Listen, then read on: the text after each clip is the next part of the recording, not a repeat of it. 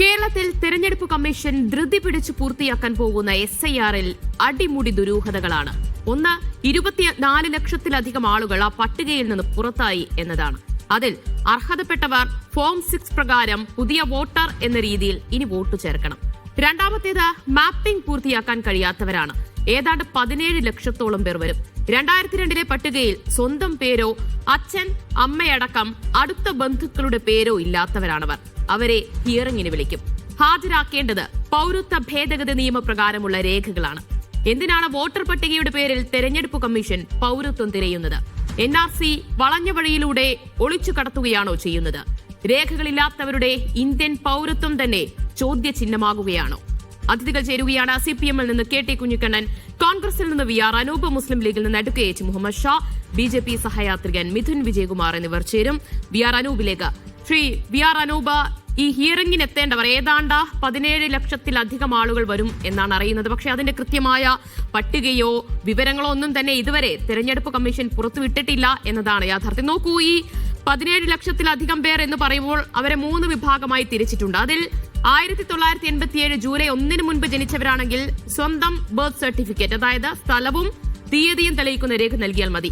പക്ഷേ 1987 ജൂലൈ 1 ശേഷവും 2004 ഡിസംബർ 2 വരെയും ജനിച്ചവരാണെങ്കിൽ ഈ സ്വന്തം ബർത്ത് സർട്ടിഫിക്കറ്റിനൊപ്പം തന്നെ അച്ഛന്റെയോ അമ്മയുടെയോ ആരെങ്കിലും ഒരാളുടെ ഒരു സർട്ടിഫിക്കറ്റ് കൂടി നൽകണം. ഇനി 2004 ഡിസംബർ 2 ശേഷം ജനിച്ചവരാണെങ്കിൽ രക്ഷിതാക്കൾ അച്ഛന്റെയും അമ്മയുടെയും രേഖകൾ കൂടി നൽകണമെന്നതാണ്. കൃത്യമായി പറഞ്ഞാൽ പൗരത്വ ഭേദഗതി നിയമപ്രകാരം അത് മാനദണ്ഡമാക്കിയുള്ള രേഖകളാണ് ആവശ്യപ്പെടുന്നത്. ഇത് SIR-ന്റെ മറവിൽ കേന്ദ്ര തെരഞ്ഞെടുപ്പ് കമ്മീഷൻ ഉപയോഗിച്ച് NRC നടപ്പാക്കാനുള്ള നീക്കമല്ലേ നടത്തുന്നത് കേന്ദ്രം? തീർച്ചയായും അങ്ങനെ തന്നെ ഇതിനെ കാണേണ്ടി വരും. ഇത്തരം തീവ്ര വോട്ടർ പട്ടിക പരിഷ്കരണത്തിൻ്റെ ആദ്യഘട്ടത്തിൽ തന്നെ രാഹുൽ ഗാന്ധി സൂചിപ്പിച്ച ചില കാര്യങ്ങൾ പ്രസക്തമാക്കുകയാണ്. ഒരിക്കൽ ഈ രാജ്യം മുഴുവനായി എതിർത്ത് തോൽപ്പിച്ച പൗരത്വ പരിഷ്കരണത്തെ വീണ്ടും വളഞ്ഞ വഴിയിലൂടെ തിരിച്ചു കൊണ്ടുവരാനുള്ള പരിശ്രമങ്ങളാണ് നടക്കുന്നത്. താങ്കൾ തന്നെ ആമുഖത്തിൽ സൂചിപ്പിച്ചതുപോലെ കാര്യങ്ങൾ അടിമുടി ദുരൂഹമാണ്.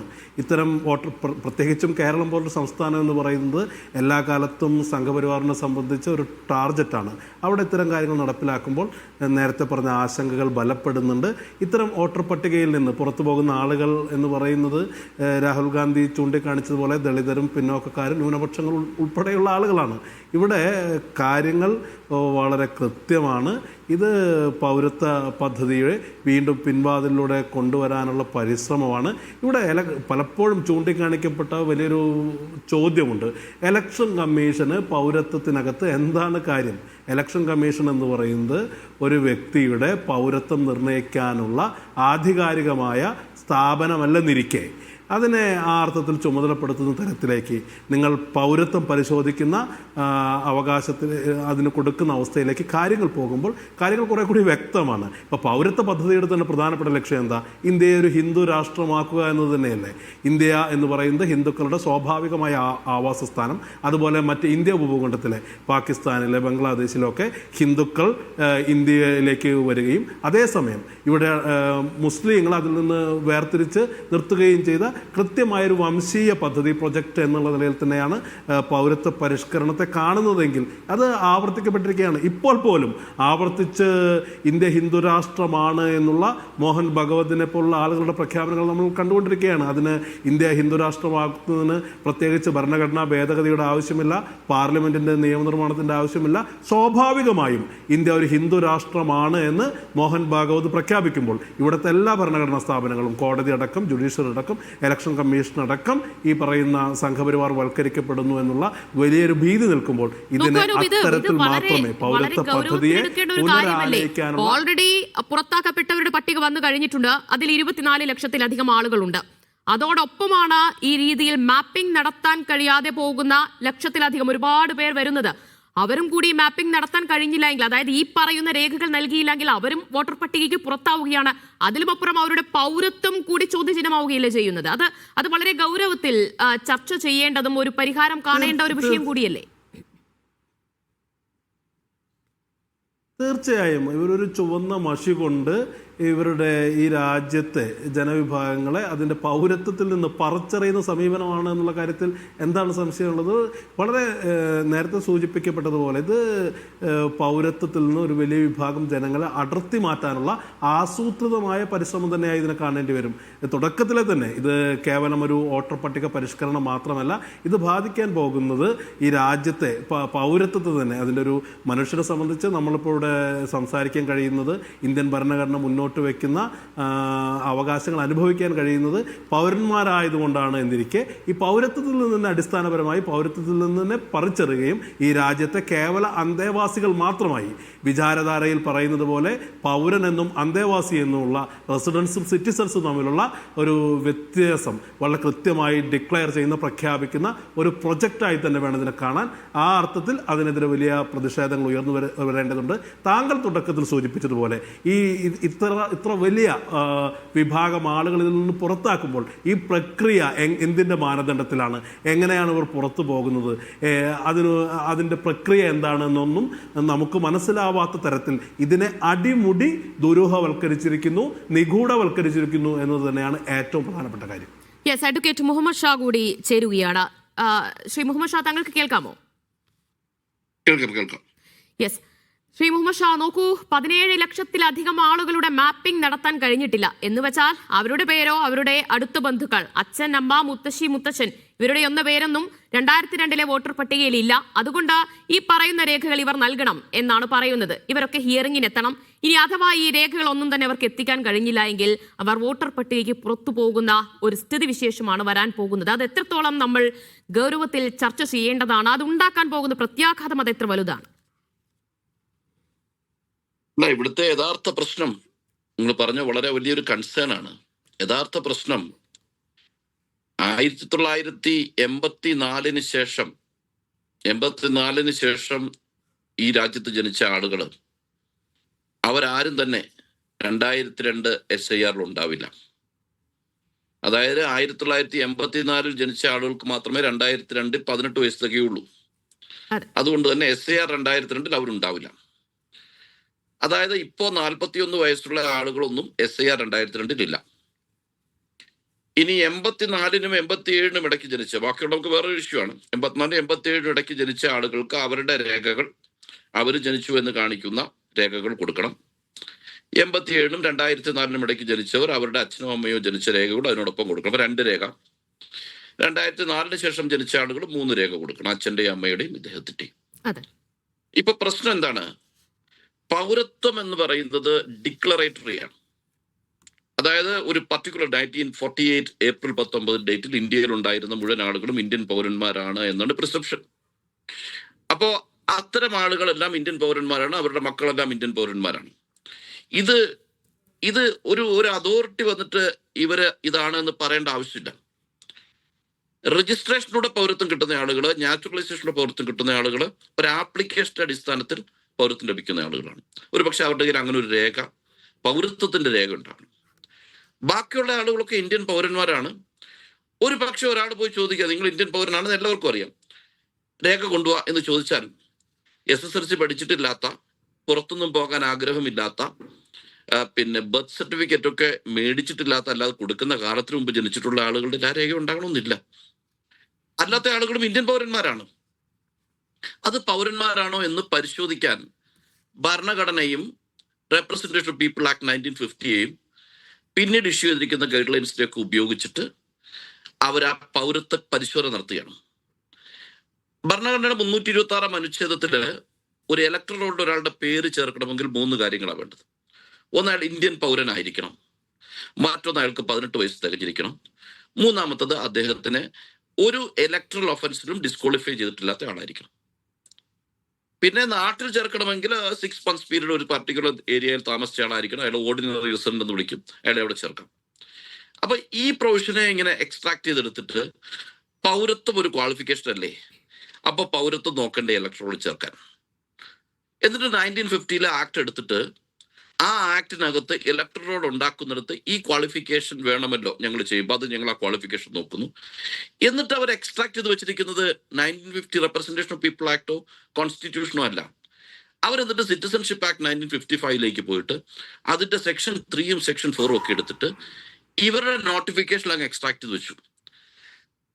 അവിടെ അതിനെ കട്ട് ഓഫ് ഡേറ്റ് 87 2004 ഒക്കെ വരുന്നുണ്ടല്ലോ. ഈ അതിന്റെ പൗരത്വം അവർ വിളിക്കുന്നില്ല. ഈ ക്വാളിഫിക്കേഷൻ ഫുൾഫില്ല് ചെയ്തവർ ഇന്ന രേഖ ഉണ്ടെന്നാൽ മതി എന്ന് പറയുകയാണ്. അതിനുള്ളൊരു ഹാൻഡില് ഇലക്ഷൻ കമ്മീഷന് കൊടുത്തിരിക്കുകയാണ്. അപകടം എന്താണെന്നറിയാമോ? ഇതിനകത്ത് ജാതിയും മതവും ഒന്നും ഇല്ലാന്ന് ഞാൻ പറയും. അപകടം ഈ രേഖകളില്ലാത്ത ആരെങ്കിലും ഉണ്ടെങ്കിൽ അവർ പാനിക്കാകും. അവർ പാനിക്കാണ്. അതായത് ഈ കാലഘട്ടത്തിൽ ജനിച്ച ആളുകളും അതിനു മുമ്പ് രേഖകളില്ലാത്ത ആളുകളും ഒന്നും ഇപ്പോഴത്തെ ലിസ്റ്റിൽ ഇല്ലെങ്കിൽ, ഇപ്പൊ ഈ ഡ്രാഫ്റ്റ് ലിസ്റ്റിൽ ഇല്ലെങ്കിൽ അവർ കുടുങ്ങും. അവർ ആ രേഖ കൊണ്ട് കൊടുക്കാൻ കഴിയാതെ വരും. ഞാൻ പറഞ്ഞ 95% ആളുകളെയും ബാധിക്കുന്നില്ല എന്നുകൊണ്ട് കരുതിക്കോളൂ. രേഖകളൊക്കെ ഉണ്ടാവും. ഒരു 5% ആളുകളെ ബാധിക്കും. ഈ 5% നമ്മുടെ വീട്ടിലുള്ള നമ്മുടെ മുത്തശ്ശിയോ അല്ലെങ്കിൽ നമ്മുടെ കൊച്ചുമകനോ നമ്മുടെ കുടുംബത്തിൽ നമ്മുടെ സഹോദരിയോ വിവാഹം കഴിച്ചു പോയ ഒരു കുട്ടിയോ ഒക്കെ ഉണ്ടാകാം. ആരെ തോൽപ്പിക്കാനാണ് ഈ പണി അവരെടുക്കുന്നത്? ആരോടാണ് ഈ വാശി തീർക്കുന്നത്? ഇവരിപ്പോ പറയുകയാണ്, നിങ്ങൾക്ക് ഹിയറിങ്ങിന് ഒരു സമയം കൊണ്ട് തരും. ആ സമയത്ത് നിങ്ങൾ വന്നില്ലെങ്കിൽ വരാത്തതിന്റെ കാരണം ബോധ്യപ്പെടുത്തി എഴുതി തരണം. അങ്ങനെ നോക്കിയതിനു ശേഷം നിങ്ങൾക്കൊരു ഡേറ്റ് കൂടെ തരും. അന്നും വന്നില്ല, നിങ്ങൾ ഔട്ട്. ഇവരാരേത്? ഇന്ത്യൻ പൗരന്മാരെ ഭീഷണിപ്പെടുത്തുക ഇവർ നോട്ടിഫിക്കേഷൻ തന്നിട്ട്. അത്തരം ഭീഷണികൾ നടത്തിക്കൊണ്ട് ജനങ്ങളുടെ മേൽ നടത്തുന്ന ഒരു കടന്നുകയറ്റമാണിത്. ഈ രാജ്യത്തെ ജനങ്ങളെല്ലാം ഈ രാജ്യത്തിന്റെ മക്കളാണ്. ഇവിടെ ഫോറിനേഴ്സ് ആക്ടും സിറ്റിസൺഷിപ്പ് ആക്ടും ഒക്കെ വെച്ചിട്ട് അതിനകത്ത് ഇന്ത്യയിലെ അനധികൃത കുടിയേറ്റക്കാരെ കണ്ടെത്താനുള്ള ഒരുപാട് പ്രൊവിഷൻസ് ഉണ്ട്. അത് ഇൻവോക്ക് ചെയ്ത് അതിന്റെ എക്സിക്യൂട്ടീവ് അതോറിറ്റി അവരെ കണ്ടെത്തണം. അല്ലാതെ ഇലക്ട്രൽ റോൾ ഉണ്ടാക്കുന്നതിലൂടെ അല്ല ആ പ്രോസസ് നടത്തേണ്ടത്. അവരെ കണ്ടെത്തി പുറത്താക്കണമെങ്കിൽ പുറത്താക്കണം. അല്ലാതെ ഇലക്ഷൻ കമ്മീഷന്റെ കയ്യിലേക്ക് ഹാൻഡിൽ കൊടുത്തിട്ട് ഇലക്ഷൻ കമ്മീഷന്റെ അപ്പോയിന്റ്മെന്റ് പ്രൊസീജിയർ തന്നെ ആദ്യം കൊണ്ട് ഹൈജാക്ക് ചെയ്തു. അപ്പോയിന്റ്മെന്റ് നടത്തുമ്പോൾ ഒരു ഇൻഡിപെൻഡന്റ് ആയ ഇമ്പാർഷ്യലായ ഒരു ഇലക്ഷൻ കമ്മീഷൻ വരരുതെന്ന് ആഗ്രഹിച്ചുകൊണ്ട് കോൺസ്റ്റിറ്റ്യൂഷനിൽ തന്നെ അമെന്റ്മെന്റ് നടത്തിയിട്ട് ഞാനും എൻ്റെ ആളും പ്രതിപക്ഷ നേതാവോട് ഇരുന്ന് തീരുമാനിക്കും. ചീഫ് ജസ്റ്റിസ് തൽക്കാലം വേണ്ട. എന്നിട്ട് ഞാനും എൻ്റെ ആളും പറയുന്ന ഭൂരിപക്ഷത്തിന് ഇലക്ഷൻ കമ്മീഷനെ വെക്കും. ആ ഇലക്ഷൻ കമ്മീഷനോട് ഞാൻ പറഞ്ഞ കാര്യം ചെയ്യുകയാണ്. ആ ഇലക്ഷൻ കമ്മീഷൻ കൊടുക്കുന്ന തിട്ടൂരം എല്ലാ സംസ്ഥാനങ്ങളുമുള്ള ചീഫ് ഇലക്ടറൽ ഓഫീസർ, ഒരു പാവങ്ങളാണ്. ചീഫ് ഇലക്ടറൽ ഓഫീസർക്ക് അതിലൊരു അഡീഷനും പറ്റില്ല. ഒരു കാര്യം കൂടെ ഞാൻ പറയാം, ഞാൻ സമയം തീർക്കാം. ഇലക്ഷൻ കമ്മീഷൻ ഓഫ് ഇന്ത്യയുടെ സൈറ്റില് 6A ഫോംസ് വെച്ചിട്ട് വേണം ഫോറിനേഴ്സിന് പുറത്തുള്ള, അതായത് വിദേശത്ത് ജീവിക്കുന്ന ഇന്ത്യക്കാരായ ഇന്ത്യൻ പൗരന്മാർക്ക് ഇലക്ടറൽ റോൾ ചേർക്കണം. 6A കൊടുക്കണം. 6A നമുക്ക് ഓൺലൈനായിട്ട് കൊടുക്കാം. ആ ഓൺലൈൻ കൊടുക്കുന്ന 6A ഒരു കോളം ഉണ്ട്, ജനിച്ച സ്ഥലം ഏതാണെന്ന്. അപ്പൊ ജനിച്ച സ്ഥലത്തിന് നമ്മൾ ഇപ്പോഴും നമ്മുടെ വെബ്സൈറ്റിൽ കിടക്കുന്നത് ജനിച്ച സ്ഥലം കാണിച്ച സ്റ്റേറ്റ് കാണിക്കും, രാജ്യത്തെ ഏതെങ്കിലും ഒരു സ്റ്റേറ്റ് കാണിക്കും. ഈ സിറ്റിസൺഷിപ്പ് ആക്ടിന്റെ സെക്ഷൻ 4 വായിച്ചാൽ ഇന്ത്യക്ക് പുറത്ത് ജനിച്ച ഒരാൾ ഇന്ത്യൻ പൗരനാണ്, പ്രൊവൈഡഡ് അയാളുടെ അച്ഛനും അമ്മയും ഇന്ത്യയിൽ ജനിച്ചവരായിരിക്കണം. അല്ലെങ്കിൽ ആരെങ്കിലും ഒരാൾ ഇന്ത്യയിൽ ജനിച്ചാലും മതിയാവും, മറ്റേയാൾ ആ സമയത്ത് ഇന്ത്യയിൽ ഉണ്ടായിരുന്നാൽ മതി, ഇന്ത്യയിൽ ഒരു വിസ ഉണ്ടായിരുന്നാൽ മതി. അപ്പൊ പിന്നെ ഈ കോളത്തില് ഇന്ത്യയിൽ ജനിച്ചവർക്ക് മാത്രമായ കോളം ഉണ്ടാക്കുന്ന വെബ്സൈറ്റ് ആരെ തോപ്പിക്കാനാ? 5.5 ലക്ഷം ജനങ്ങൾ ഇന്ത്യക്ക് പുറത്ത് ജനിച്ച ഇന്ത്യക്കാരായ അച്ഛന്റെ അമ്മയുടെ മക്കളാണ്. അവർക്ക് രജിസ്ട്രേഷൻ നടത്താൻ പറ്റുന്നില്ല. ഇത് കഴിഞ്ഞ ഞാൻ എല്ലാ മീറ്റിങ്ങുകളും ഇലക്ഷൻ കമ്മീഷന്റെ മീറ്റിങ്ങുകൾ പോകുന്ന കഴിഞ്ഞ മീറ്റിംഗ് ഒഴിച്ച് ബാക്കി എല്ലാ മീറ്റിങ്ങിലും ഞാൻ പങ്കെടുത്ത ഒരാളാണ്. എല്ലാ മീറ്റിങ്ങുകളും അതിന്റെ മിനിറ്റ്സോടെ ഞാൻ അയച്ചു തരാം. ഇത് ആവശ്യപ്പെടുന്നുണ്ട്. ഇലക്ഷൻ കമ്മീഷൻ ഓഫ് ഇന്ത്യ അടിയന്തരമായി വെബ്സൈറ്റിൽ മാറ്റം വരുത്തണം. പുറത്ത് നിൽക്കുന്ന ആളുകൾ കൂടുതൽ പാനിക്കുക. അവർക്ക് അവിടെയും പൗരന്മാരല്ലല്ലോ, ഇവിടുത്തെ പൗരത്വം പോവുകയാണല്ലോ. ഇവിടുത്തെ ഇലക്ടറോട് ചേർക്കാൻ ഇലക്ഷൻ കമ്മീഷൻ ഓഫ് ഇന്ത്യക്ക് അത് തിരുത്താൻ കഴിയുന്നില്ല. ഇലക്ഷൻ കമ്മീഷൻ ഓഫ് ഇന്ത്യയുടെ ഒരു പ്രതിനിധി വന്നു, പ്രതിനിധിയോട് ചോദിച്ചു. അപ്പൊ പറഞ്ഞത് നാളെ തന്നെ ചെയ്യാമെന്ന് പറഞ്ഞു. ഇപ്പോഴും അത് ഓപ്പൺ ചെയ്തിട്ടില്ല. 10-12 ദിവസമായി. ഇപ്പോ ലിസ്റ്റ് ഉണ്ടാക്കിക്കൊണ്ടിരിക്കുക, ഇലക്ടറോൾ ഉണ്ടാക്കിക്കൊണ്ടിരിക്കുക. ഇപ്പോഴും വെബ്സൈറ്റ് റെഡിയല്ല. ഇന്നത്തെ ദിവസം എപ്പിക് നമ്പർ വെച്ച് കയറ്റാൻ കഴിയുന്നില്ല എന്ന് പറഞ്ഞ് PK കുഞ്ഞാലിക്കുട്ടി സാഹിബും അതുപോലെ തന്നെ മഞ്ഞളാംകുഴി MLA ഉൾപ്പെടെ ഒരുപാട് PM ഇസ്ലാം സാഹിബും ഒക്കെ വളരെയധികം ബുദ്ധിമുട്ടി പലരോടും. അതാണ് വാസ്തവം. പലതരത്തിലുള്ള അപാകതകൾ ഉണ്ട് ഈ തെരഞ്ഞെടുപ്പ്, അതായത് ഈ SIR നടപടിക്രമങ്ങളിൽ എന്നതാണ് വ്യക്തമാകുന്നത്. BJP സഹയാത്രികൻ മിഥുൻ വിജയകുമാർ കൂടി ചേർന്നു. ശ്രീ മിഥുൻ, വോട്ടർ പട്ടിക ശുദ്ധീകരണം നല്ലത് തന്നെ. അതിൽ നിന്ന് മരിച്ചവരെ മാറ്റുന്നു, സ്ഥിരമായി സ്ഥലം മാറിയവരെ മാറ്റുന്നു, അല്ലെങ്കിൽ അനർഹരെ അതിൽ നിന്ന് ഒഴിവാക്കുന്നു. ഇതിനെയെല്ലാം സ്വാഗതം ചെയ്യുന്നു. പക്ഷേ നോക്കൂ, എന്തിനാണ് ഈ SIRന്റെ മറവിൽ നിങ്ങൾ പൗരത്വം തിരയുന്നത്? ഒന്നാമത്തെ കാര്യം, SIR വേറെ സിറ്റിസൺഷിപ്പ് വേറെ. സിറ്റിസൺഷിപ്പിനെ ഗവേൺ ചെയ്യുന്ന ആക്ട് എന്ന് പറയുന്നത് സിറ്റിസൺഷിപ്പ് ആക്ട് 1955 ആണ്. നിങ്ങൾ ഇത്രയും നേരം സംസാരിച്ചുകൊണ്ടിരിക്കുന്നത് റെപ്രസെന്റേഷൻ ഓഫ് പീപ്പിൾ ആക്ട് 1950 അതിന്റെ പരിധിയിൽ വരുന്ന കാര്യങ്ങളാണ്. അപ്പൊ ഇതിനെ രണ്ടിനും കൂടെ കൂട്ടിക്കലർത്തിക്കൊണ്ടൊരു ചർച്ച നടത്തിയിട്ട് അതിൽ ആളുകൾക്ക് തെറ്റിദ്ധാരണ പരത്തുന്ന രീതിയിലുള്ള കാര്യങ്ങൾ ഈ രണ്ട് പാനലിസ്റ്റുകളും പറഞ്ഞുകൊണ്ടിരിക്കുകയാണ്, ഇത്രയും നേരമായിട്ട് പറഞ്ഞുകൊണ്ടിരിക്കുകയാണ്. അപ്പം സിറ്റിസൺഷിപ്പ് ആക്ടിന്റെ പരിധിയിൽ വരുന്ന കാര്യങ്ങളല്ല ഇവിടെ നടക്കാൻ പോകുന്നത്. ഒന്നാമത്തെ കാര്യം, ഒരാൾക്ക് അവരുടെ വോട്ടർ ലിസ്റ്റിൽ നിന്ന് പേര് ഒഴിവാക്കപ്പെട്ടു, അല്ലെങ്കിൽ വോട്ടർ ലിസ്റ്റിൽ അവരുടെ പേര് വന്നിട്ടില്ല, അല്ലെങ്കിൽ അവർ ഈ ഫൈനൽ വെരിഫിക്കേഷൻ കഴിഞ്ഞിട്ടും അവരുടെ പേര് വരുന്നില്ല എങ്കിൽ അവർ വോട്ട് ചെയ്യാൻ ഇന്നെലിജിബിൾ ആണ്. അല്ലാതെ ഒരു ഇല്ലീഗൽ ഇമിഗ്രന്റോ അല്ലെങ്കിൽ ഒരു നോൺ സിറ്റിസൺ കാറ്റഗറിയിലേക്ക് പോവുകയോ ചെയ്യുകയില്ല എന്നത് ഒരു പ്രാഥമിക അറിവാണ്. ഇവിടെ ഒരു വക്കീലിരിക്കുന്നുണ്ട്. ഞാനൊന്ന് ചോദിക്കട്ടെ ശ്രീ മിഥുൻ, ഒരു പൗരന്റെ ഏറ്റവും വലിയ അവകാശം എന്താണ്? വോട്ടവകാശമാണ്. അപ്പോൾ ആ വോട്ടവകാശമല്ലേ ഇതിലൂടെ ഇല്ലാതാകാൻ പോകുന്നത്? നോക്കൂ, വോട്ടവകാശം ഇല്ലാതായെന്ന് കരുതിയിട്ട് നോൺ സിറ്റിസൺ ആവുന്നു എന്ന രീതിയിലല്ലേ ചർച്ച കൊണ്ടുപോകുന്നത്. അപ്പൊ അതുകൊണ്ട് അത് ക്ലാരിഫൈ ചെയ്തുകൊണ്ട് പോവുകയാണ്. ഇവിടെ ഞാൻ ലീഗിന്റെ പ്രതിനിധിയോട് ചോദിക്കുകയാണ്. അദ്ദേഹം ഈ പറഞ്ഞ ഇലക്ഷൻ കമ്മീഷന്റെ മീറ്റിംഗ്സ് ഒക്കെ അറ്റൻഡ് ചെയ്യുന്ന ആളാണ്. ഈ പറഞ്ഞ MOM ഒക്കെ അദ്ദേഹം അയച്ചു തരാമെന്ന് പറയുന്നുണ്ട്. അപ്പൊ അങ്ങനെയാണെങ്കിൽ ഇലക്ഷൻ കമ്മീഷൻ തന്നെ സുപ്രീം കോടതിയിൽ വളരെ ക്ലിയർ ആയിട്ട് പറഞ്ഞൊരു കാര്യമുണ്ട്. അതായത് ജൂലൈ 21, 2025 ഇത് പറഞ്ഞത്. അതായത് സിറ്റിസൺഷിപ്പ് അതായത് ഈ പറഞ്ഞ പോലെ ഇലക്ടർ റോളിൽ പേര് വന്നിട്ടില്ല എങ്കിൽ സിറ്റിസൺഷിപ്പ് ഇല്ലാതാവുന്നില്ല എന്ന കാര്യം ഇലക്ഷൻ കമ്മീഷൻ ഓഫ് ഇന്ത്യ വളരെ വ്യക്തമായിട്ട് ഈ പറഞ്ഞ സുപ്രീം കോടതിയിൽ പറഞ്ഞ കാര്യമാണ്. അപ്പൊ നമ്മൾ എന്തിനാണ് ഈ അനാവശ്യമായിട്ടുള്ള ചില കാര്യങ്ങൾ പറഞ്ഞുകൊണ്ട് SIR എന്താ പറയാ പൗരത്വം ഉറപ്പാക്കാനുള്ള എന്തോ ഒരു അജണ്ടയാണ്. ഇതൊരു ഹിന്ദുത്വ അജണ്ടയാണ്, ഒരു വംശീയ പദ്ധതി നടപ്പിലാക്കാൻ പോകുന്ന ഒരു പ്രൊജക്ടാണ്, ഇത് ഇന്ത്യ ഒരു ഹിന്ദു രാഷ്ട്രമാക്കാൻ പോവുകയാണ് എന്ന് പറഞ്ഞിട്ട് തെറ്റിദ്ധാരണ പരത്തി കഴിഞ്ഞാൽ നമ്മുടെ മുസ്ലിം സഹോദരങ്ങൾക്കുണ്ടാകും അതിന്റെ രേഖകൾ, അത് തെളിയിക്കാനുള്ള രേഖകൾ മതിയല്ലോ. നമ്മൾ ഒരു പുതിയ വോട്ടർ ആകണമെങ്കിൽ അത് ഫോം 6 കംപ്ലീറ്റ് ചെയ്യണം. അതോടൊപ്പം തന്നെ നമ്മുടെ ബർത്ത് സർട്ടിഫിക്കറ്റ് അല്ലെങ്കിൽ ആധാർ, ആ രേഖകൾ ചോദിച്ചാൽ മതിയല്ലോ. എന്തിനാണ് ഈ അച്ഛന്റെയും അമ്മയുടെയും ഒക്കെ രേഖകൾ, അത് ഈ തീയതി പ്രകാരമുള്ളത് ചോദിക്കുന്നത്? മിഥുൻ, ഞാൻ ആദ്യം പറയുന്ന കാര്യം ഒന്ന് കംപ്ലീറ്റ് ചെയ്തോട്ടെ, അതിനുത്തരം ഞാൻ തരാം. ഞാൻ പറയുന്ന കാര്യം, ഇത് രണ്ട് കാര്യങ്ങളാണ്. രണ്ടിനും കൂട്ടിക്കലർത്തി ആളുകളുടെ ഇടയിൽ, പ്രത്യേകിച്ച് നമ്മുടെ മൈനോറിറ്റി വിഭാഗത്തിൽപ്പെട്ട ആളുകളുടെ ഇടയിൽ ഉത്തരവാദിത്വമുള്ളൊരു ചാനൽ ഇങ്ങനെ തെറ്റിദ്ധാരണ പരത്തരുത് എന്ന കാര്യമാണ് ഞാൻ ഇവിടെ പറയാൻ ശ്രമിക്കുന്നത്. ഇനി താങ്കളുടെ ചോദ്യത്തിലേക്ക് ഞാൻ വരാം. നമ്മുടെ ഈ 1951 2004 ഇടയിൽ ഏകദേശം 8 തവണ SIR നടപ്പിലാക്കിയിട്ടുണ്ട്. പക്ഷേ കഴിഞ്ഞ 21 വർഷമായിട്ട് വെറും സമ്മറി റിവിഷൻസ് മാത്രമാണ് നടക്കുന്നത്. അതായത് ഒരു റുട്ടീൻ ആയിട്ടുള്ള ഒരു ആനുവൽ അപ്ഡേറ്റ് അല്ലാതെ മറ്റൊന്നും നടപ്പിലാക്കപ്പെടുന്നില്ല. അപ്പൊ അങ്ങനെ വരുന്നൊരു സാഹചര്യത്തിൽ SIR നടപ്പിലാക്കേണ്ടത് വളരെ അത്യാവശ്യമാണ്. കാരണം എന്തുകൊണ്ടെന്ന് വെച്ചാൽ ഇന്റേണൽ മൈഗ്രേഷൻ വളരെയധികം നടന്നിട്ടുണ്ട്. ഈ 20 വർഷ കാലയളവിൽ ഇന്റേണൽ മൈഗ്രേഷൻ, പ്രത്യേകിച്ച് ഈ അന്യസംസ്ഥാന തൊഴിലാളികൾ എന്താ പറയുക കേരളത്തിലേക്ക് വരികയോ അല്ലെങ്കിൽ അതുപോലുള്ള ഈ ഡൈനാമിക്സ് എല്ലാ സ്റ്റേറ്റിലും പ്ലേ ഔട്ട് ആവുന്നുണ്ട്. പിന്നെ വലിയ തോതിലുള്ള അർബനൈസേഷൻ നടക്കുന്നുണ്ട്, ഡിജിറ്റൽ റെവല്യൂഷൻ നടന്നിട്ടുണ്ട്. അപ്പോൾ ഇങ്ങനെയുള്ള കാര്യങ്ങളുടെ അടിസ്ഥാനത്തിലാണ് നമ്മൾ ഈ ഒരു SIR നടപ്പിലാക്കാൻ നോക്കുന്നത്. കാരണം ഇതൊരു ക്ലീനപ്പ് പ്രോസസ്സാണ്, ഒരു ഡിലീഷൻ പ്രോസസ്സോ സിറ്റിസൺഷിപ്പ് ഇല്ലാതാവുന്ന ഒരു പ്രോസസ്സോ അല്ല. അപ്പം SIR വേറെ, സിറ്റിസൺഷിപ്പ് വേറെ എന്ന കാര്യം മനസ്സിലാക്കിക്കൊണ്ട് തന്നെ വേണം നമ്മൾ ഈ ചർച്ച മുന്നോട്ട് കൊണ്ടുപോകാൻ. താങ്കൾ പറഞ്ഞു ഇത് വോട്ടർ പട്ടിക ശുദ്ധീകരണമാണ് എന്ന് പറഞ്ഞു. ഒരു തെരഞ്ഞെടുപ്പ് കമ്മീഷന്റെ ഏറ്റവും വലിയ ചുമതല എന്ന് പറയുന്നത് പരമാവധി വോട്ടർമാരെ പുറത്താക്കുകയല്ല, ഉൾക്കൊള്ളുക എന്നതാണ്. പക്ഷെ ഇവിടെ എന്താണ് നടക്കുന്നത്? ഇപ്പോൾ എത്ര പേരാണ് വോട്ടർ പട്ടികയിൽ നിന്ന് പുറത്തായിരിക്കുന്നത്? ഈ മാപ്പിംഗ് കൂടി നടത്തിയില്ല എങ്കിൽ ആ പറയുന്നവരും വോട്ടർ പട്ടികയിൽ നിന്ന് പുറത്താവുകയാണ് ചെയ്യുന്നത്. അതൊരു തെറ്റായ ആർഗ്യുമെന്റ് ആണ്. ഞാൻ ആദ്യം താങ്കളുടെ ആദ്യത്തെ പോയിന്റിൽ നിന്ന് ക്ലാരിഫൈ ചെയ്തോട്ടെ. ഈ 2002 ബേസ് ലൈൻ എന്തുകൊണ്ട് എടുക്കുന്നതല്ലേ ചോദിച്ചത്. അപ്പം ഈ 100 അത് പറഞ്ഞിട്ട് ഞാൻ ഇതിലേക്ക് വരാം. കാരണം താങ്കൾ ഈ ഒരു കാര്യം പറഞ്ഞതിന്റെ ഇടയ്ക്ക് ഇടപെടുന്നത് കൊണ്ടാട്ടോ ഞാൻ പഴയത് പറഞ്ഞുകൊണ്ട് പിന്നെ വീണ്ടും വരുന്നത്.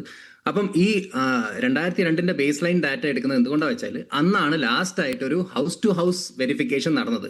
ആ കാലഘട്ടത്തിൽ 2002 2004 ഇടയിലാണ് ഈ ഒരു ഹൗസ് ടു ഹൗസ് വെരിഫിക്കേഷൻ നടന്നത്. അപ്പോൾ ഒരു ക്ലീൻ ഡാറ്റയെ ബേസ് ലൈനെ എടുത്തുകൊണ്ടാണ് നമ്മുടെ ഡിജിറ്റൽ ഡാറ്റ വെരിഫൈ ചെയ്യാൻ ഇവർ നോക്കിക്കൊണ്ടിരിക്കുന്നത്. അപ്പോൾ അതൊരു ക്ലീനപ്പ് പ്രോസസ്സാണ്, ഒരു ഡിലീഷൻ പ്രോസസ് അല്ല, ഒരു പ്യൂരിഫിക്കേഷൻ പ്രോസസ് എന്ന് വേണമെങ്കിൽ പറയാം, ഒരു ഡാറ്റ ക്ലീനപ്പ് പ്രോസസ്. അപ്പോൾ ഈ ഡാറ്റയുമായി ബന്ധപ്പെട്ട് ഉള്ള മേഖലയിൽ വർക്ക് ചെയ്യുന്ന ആളുകൾക്ക് അറിയാം ഇതൊരു ഡാറ്റ ക്ലീനപ്പ് പ്രോസസ്സാണ്. അല്ലാതെ ഇതിൽ ഒരു ഡിലീഷൻ എന്നുള്ള ഒരു ഓപ്ഷൻ തന്നെ ഇല്ല. സത്യം പറഞ്ഞാൽ ഈ പറഞ്ഞ പോലെ സോഫ്റ്റ്വെയർ ഓട്ടോമാറ്റിക്കലി ഡിലീറ്റ് ചെയ്യുന്നു എന്നൊക്കെ പറഞ്ഞിട്ടുള്ള പല തെറ്റിദ്ധാരണയും ഇപ്പോൾ പരത്തുന്നുണ്ട്. അപ്പോൾ അങ്ങനെയൊന്നുമില്ല. ഇതൊക്കെ തന്നെ ഒരു വെരിഫിക്കേഷൻ പ്രോസസ്സിലൂടെ തന്നെ, ഒരു ഫിസിക്കൽ വെരിഫിക്കേഷൻ പ്രോസസ്സിലൂടെ തന്നെ പോവുകയുള്ളൂ. ഇനി താങ്കൾ ചോദിച്ച കാര്യത്തിലേക്ക് ഞാൻ വരാം. അപ്പം ഒരു 99 കോടി വോട്ടർമാരുള്ള രാജ്യത്ത് ഈ പറയുന്ന താങ്കൾ ഇപ്പോൾ സൂചിപ്പിച്ച ഇപ്പൊ ഈ SIR നടന്ന സ്ഥലങ്ങളിലൊക്കെ തന്നെ ഡാറ്റ എടുത്ത് നോക്കുകയാണെങ്കിൽ ഒരു 3.5 കോടി ഡിലീഷൻ വന്നിട്ടുണ്ടാവും. ഒരു 3.5 കോടി എന്താ പറയുക ഇൻക്ലൂഷൻ ഇല്ലാത്ത ആളുകൾ, ഇതിൽ ഇൻക്ലൂഡ് ആയിട്ടുള്ള SIRൽ വരാത്ത പേരുകൾ അല്ലെങ്കിൽ ഈ പറയുന്ന പോലെ ഈ പട്ടികയിൽ ഡ്രാഫ്റ്റിൽ വരാത്ത പേരുകൾ. അപ്പൊ ഇതൊരു എറർ റേറ്റ് എന്ന് പറഞ്ഞാൽ എത്രയാ? 3%, 4%. ഈ 20 വർഷ കാലയളവ് നോക്കുകയാണെങ്കിൽ അതിൽ എന്താ പറയാ, ഈ മരിച്ച ആളുകൾ അല്ലെങ്കിൽ മറ്റു രീതിയിലുള്ള എന്തെങ്കിലുമൊക്കെ ചേഞ്ചസ് ഉണ്ടായിട്ടുള്ള ഇതൊക്കെ നമ്മൾ കണക്കിലെടുത്ത് കഴിഞ്ഞാൽ 3 to 4% ഒരു എറർ റേറ്റ് ഒരു വലിയ കഥയല്ല. കാരണം അത് എലിമിനേറ്റ് ചെയ്യാനാണ് ഇപ്പൊ നോക്കിക്കൊണ്ടിരിക്കുന്നത്. അപ്പൊ ആ എലിമിനേഷൻ പ്രോസസ്സിനെ സപ്പോർട്ട് ചെയ്യുന്നതിന് പകരം ഇവിടെ ഒരു തെറ്റിദ്ധാരണ ഉണ്ടാക്കി ഇതൊരു ഒരു ക്ലീനപ്പ് ഡ്രൈവിലൂടെ നമ്മൾ സിറ്റിസൺഷിപ്പിനെ ടാഗ് ചെയ്തുകൊണ്ട് ഇത് സിറ്റിസൺഷിപ്പ് ഉറപ്പുവരുത്താൻ വേണ്ടിയുള്ള പ്രോസസ്സാണ്, ഇത് മറ്റെന്തോ ആണെന്നൊക്കെ പറഞ്ഞു കഴിഞ്ഞാൽ ഇത് ആളുകളെ വെറുതെ പേടിപ്പിക്കുകയല്ലേ ചെയ്യുന്നത്. ഇതിൽ അൺമാപ്ഡ് ആയിട്ടുള്ള ആളുകൾക്ക് എന്താ പറയുക, വെരിഫൈ ചെയ്യാനുള്ള പല പ്രൊസീജിയേഴ്സ് ഉണ്ട്, പല ഒരു മെത്തേഡ്സ് ഉണ്ട്. കണക്കും കാര്യവും ഇല്ലാതെ ഒരുപാട് പേരെ എലിമിനേറ്റ് ചെയ്യുന്നതിന് എങ്ങനെയാണ് ഇങ്ങനെ സപ്പോർട്ട് ചെയ്യാൻ കഴിയുക? എല്ലാവരും ഇവിടെ ജനിച്ച, ഇവിടെ ജീവിച്ച്, ഇവിടെ വളർന്നവരാണ്. അവർക്ക് വോട്ടവകാശം കൊടുക്കണ്ടേ? വോട്ടവകാശം വേണ്ടേ? അവർക്ക് വോട്ട് ചെയ്യണ്ടേ? എലിമിനേഷൻ ഇല്ല എന്നാണ് പറയാൻ ശ്രമിക്കുന്നത്.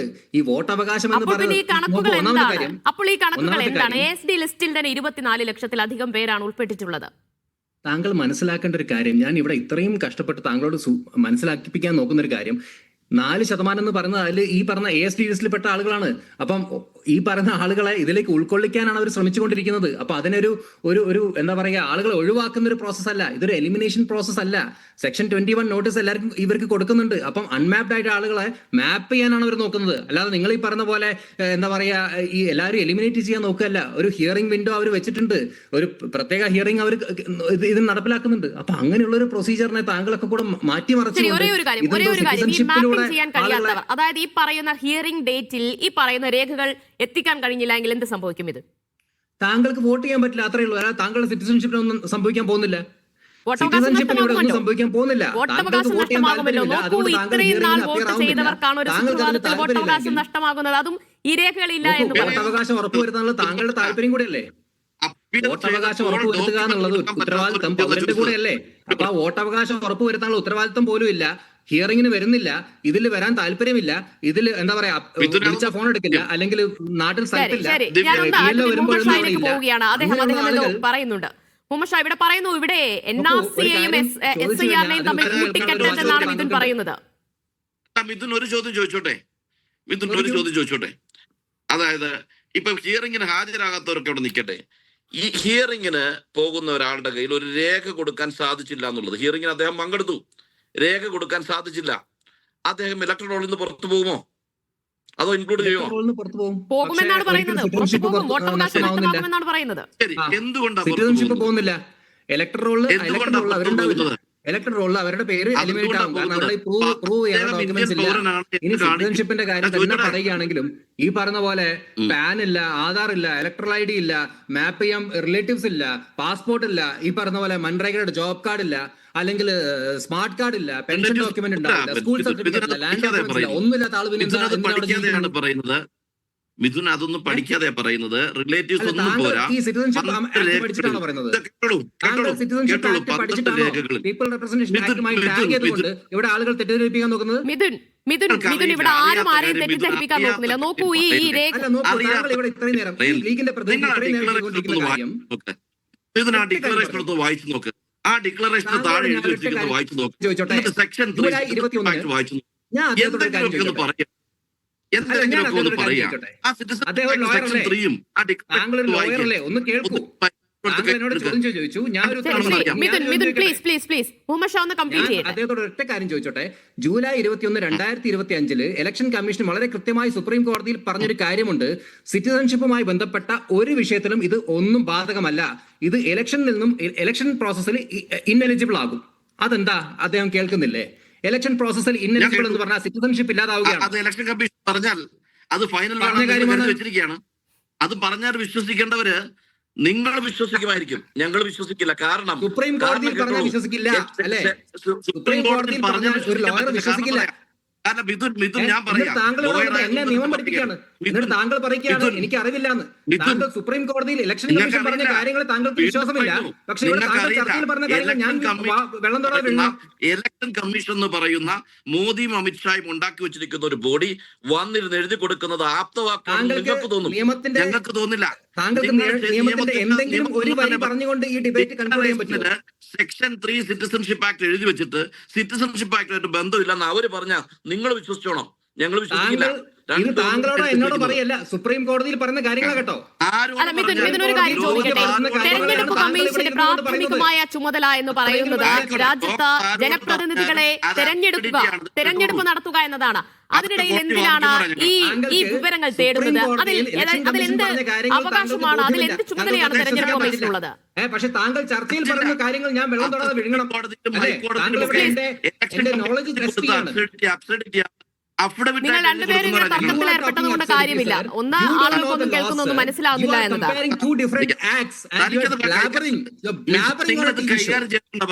ഇലക്ഷൻ കമ്മീഷൻ എഴുതി കൊടുക്കുന്നതിന്റെ റിപ്ലൈ അഫിഡവിറ്റ് കൊടുക്കും. ഞാനൊരു 100 ഇലക്ഷൻ കമ്മീഷൻ പറയുന്ന നിയമം ഇലക്ഷൻ കമ്മീഷൻ തെറ്റെഴുതി തന്നാൽ it absolutely wrong, it is not sustainable എന്ന് എഴുതി കൊടുക്കും റിപ്ലൈ അഫിഡവിറ്റിൽ. ഇലക്ഷൻ കമ്മീഷൻ സുപ്രീം കോടതിയെ ബോധ്യപ്പെടുത്തിയ ബോധ്യപ്പെടുത്ത കാര്യങ്ങൾ താങ്കൾക്ക് ബോധ്യപ്പെട്ടില്ലെങ്കിൽ അത് എന്റെ കുഴപ്പമില്ല. താങ്കൾക്ക് നിയമം അറിയില്ല എങ്കിൽ താങ്കൾ സിറ്റിസൺഷിപ്പ് ആക്ടിനെയും പീപ്പിൾ റെപ്രസെന്റേഷൻ ആക്ടിനെയും കൂടെ കമ്പയർ ചെയ്തുകൊണ്ട് രണ്ടിനെയും ഒരു പൗരൻ എന്ന നിലയ്ക്ക് എന്റെ അവകാശമാണ്. അത് ഞാൻ ചെയ്യും. ഒരു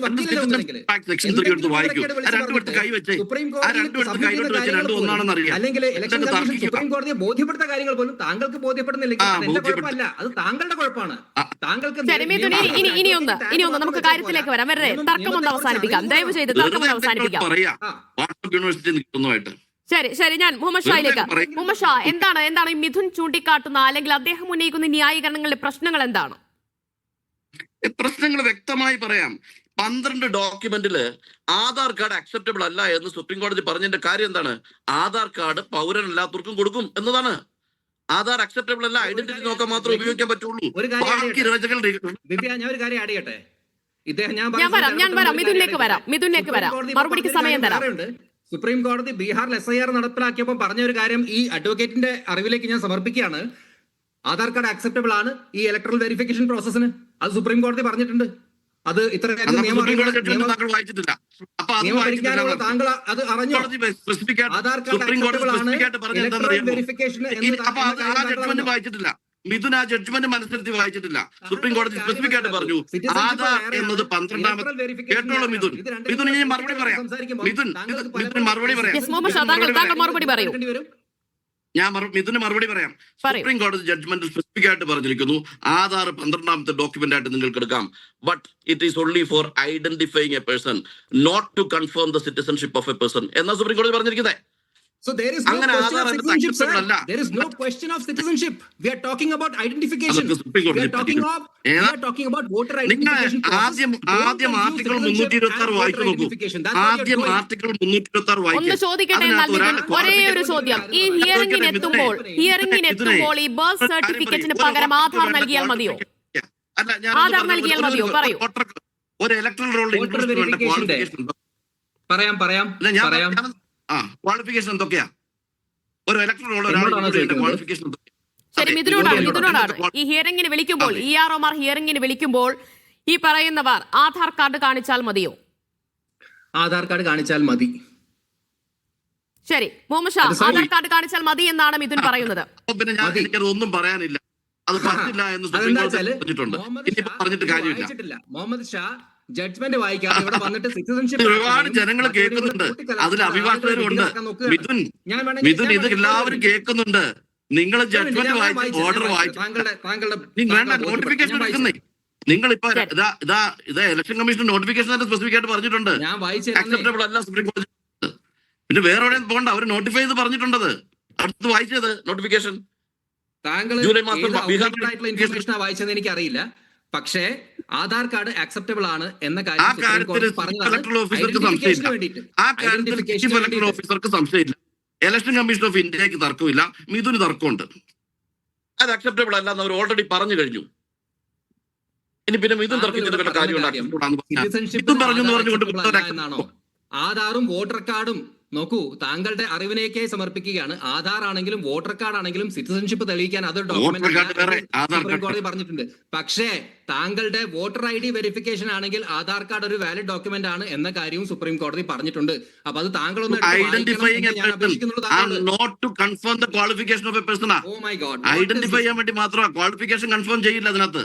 താങ്കൾ ഇവിടെ സിറ്റിസൺഷിപ്പ് ഉറപ്പുവരുത്താൻ നോക്കുന്നത്. Election commission of India issue ചെയ്തിരിക്കുന്ന നോട്ടിഫിക്കേഷൻ തന്നെ ഉണ്ട് അത് അക്സെപ്റ്റബിൾ അല്ലെന്ന്. ആ നോട്ടിഫിക്കേഷൻ എടുത്ത് വായിച്ചാൽ മതി. കമ്മീഷൻ അത് അക്സെപ്റ്റബിൾ അല്ല ശരി ശരി എന്ന് ഞാൻ പറഞ്ഞതിന് ശേഷം ഞാൻ ഒന്ന് ഇടപെടുകയാണ്. സുപ്രീം കോടതിയിൽ ഒരു ശ്രീ contention മുഹമ്മദ് ഷാ, പോയതിന് ശേഷം ഇതിൽ ആധാർ കാർഡ് മതി എന്ന് പറയുന്നു. ശരി, അങ്ങനെയാകട്ടെ. പക്ഷെ എന്തോ ആകട്ടെ, ഈ 3 രേഖകൾ ഇവർ ആവശ്യപ്പെടുകയാണ്.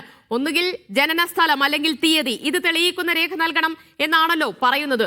നോക്കൂ, അതെ, എന്തായാലും ഈ രേഖകളിലൂടെ നമ്മൾ തെളിയിക്കുന്നത് നമ്മൾ ഇവിടെ ജനിച്ചതാണ്, ഇവിടുത്തെ പൗരനാണ് എന്നല്ലേ അവിടെ തെളിയിക്കുന്നത്. അല്ലെങ്കിൽ ഈ വിവരങ്ങൾ ചോദിക്കാൻ ഇവർ എന്തിനാണ് ഈ തെരഞ്ഞെടുപ്പ് കമ്മീഷൻ ഈ വിവരങ്ങൾ തേടുന്നത്?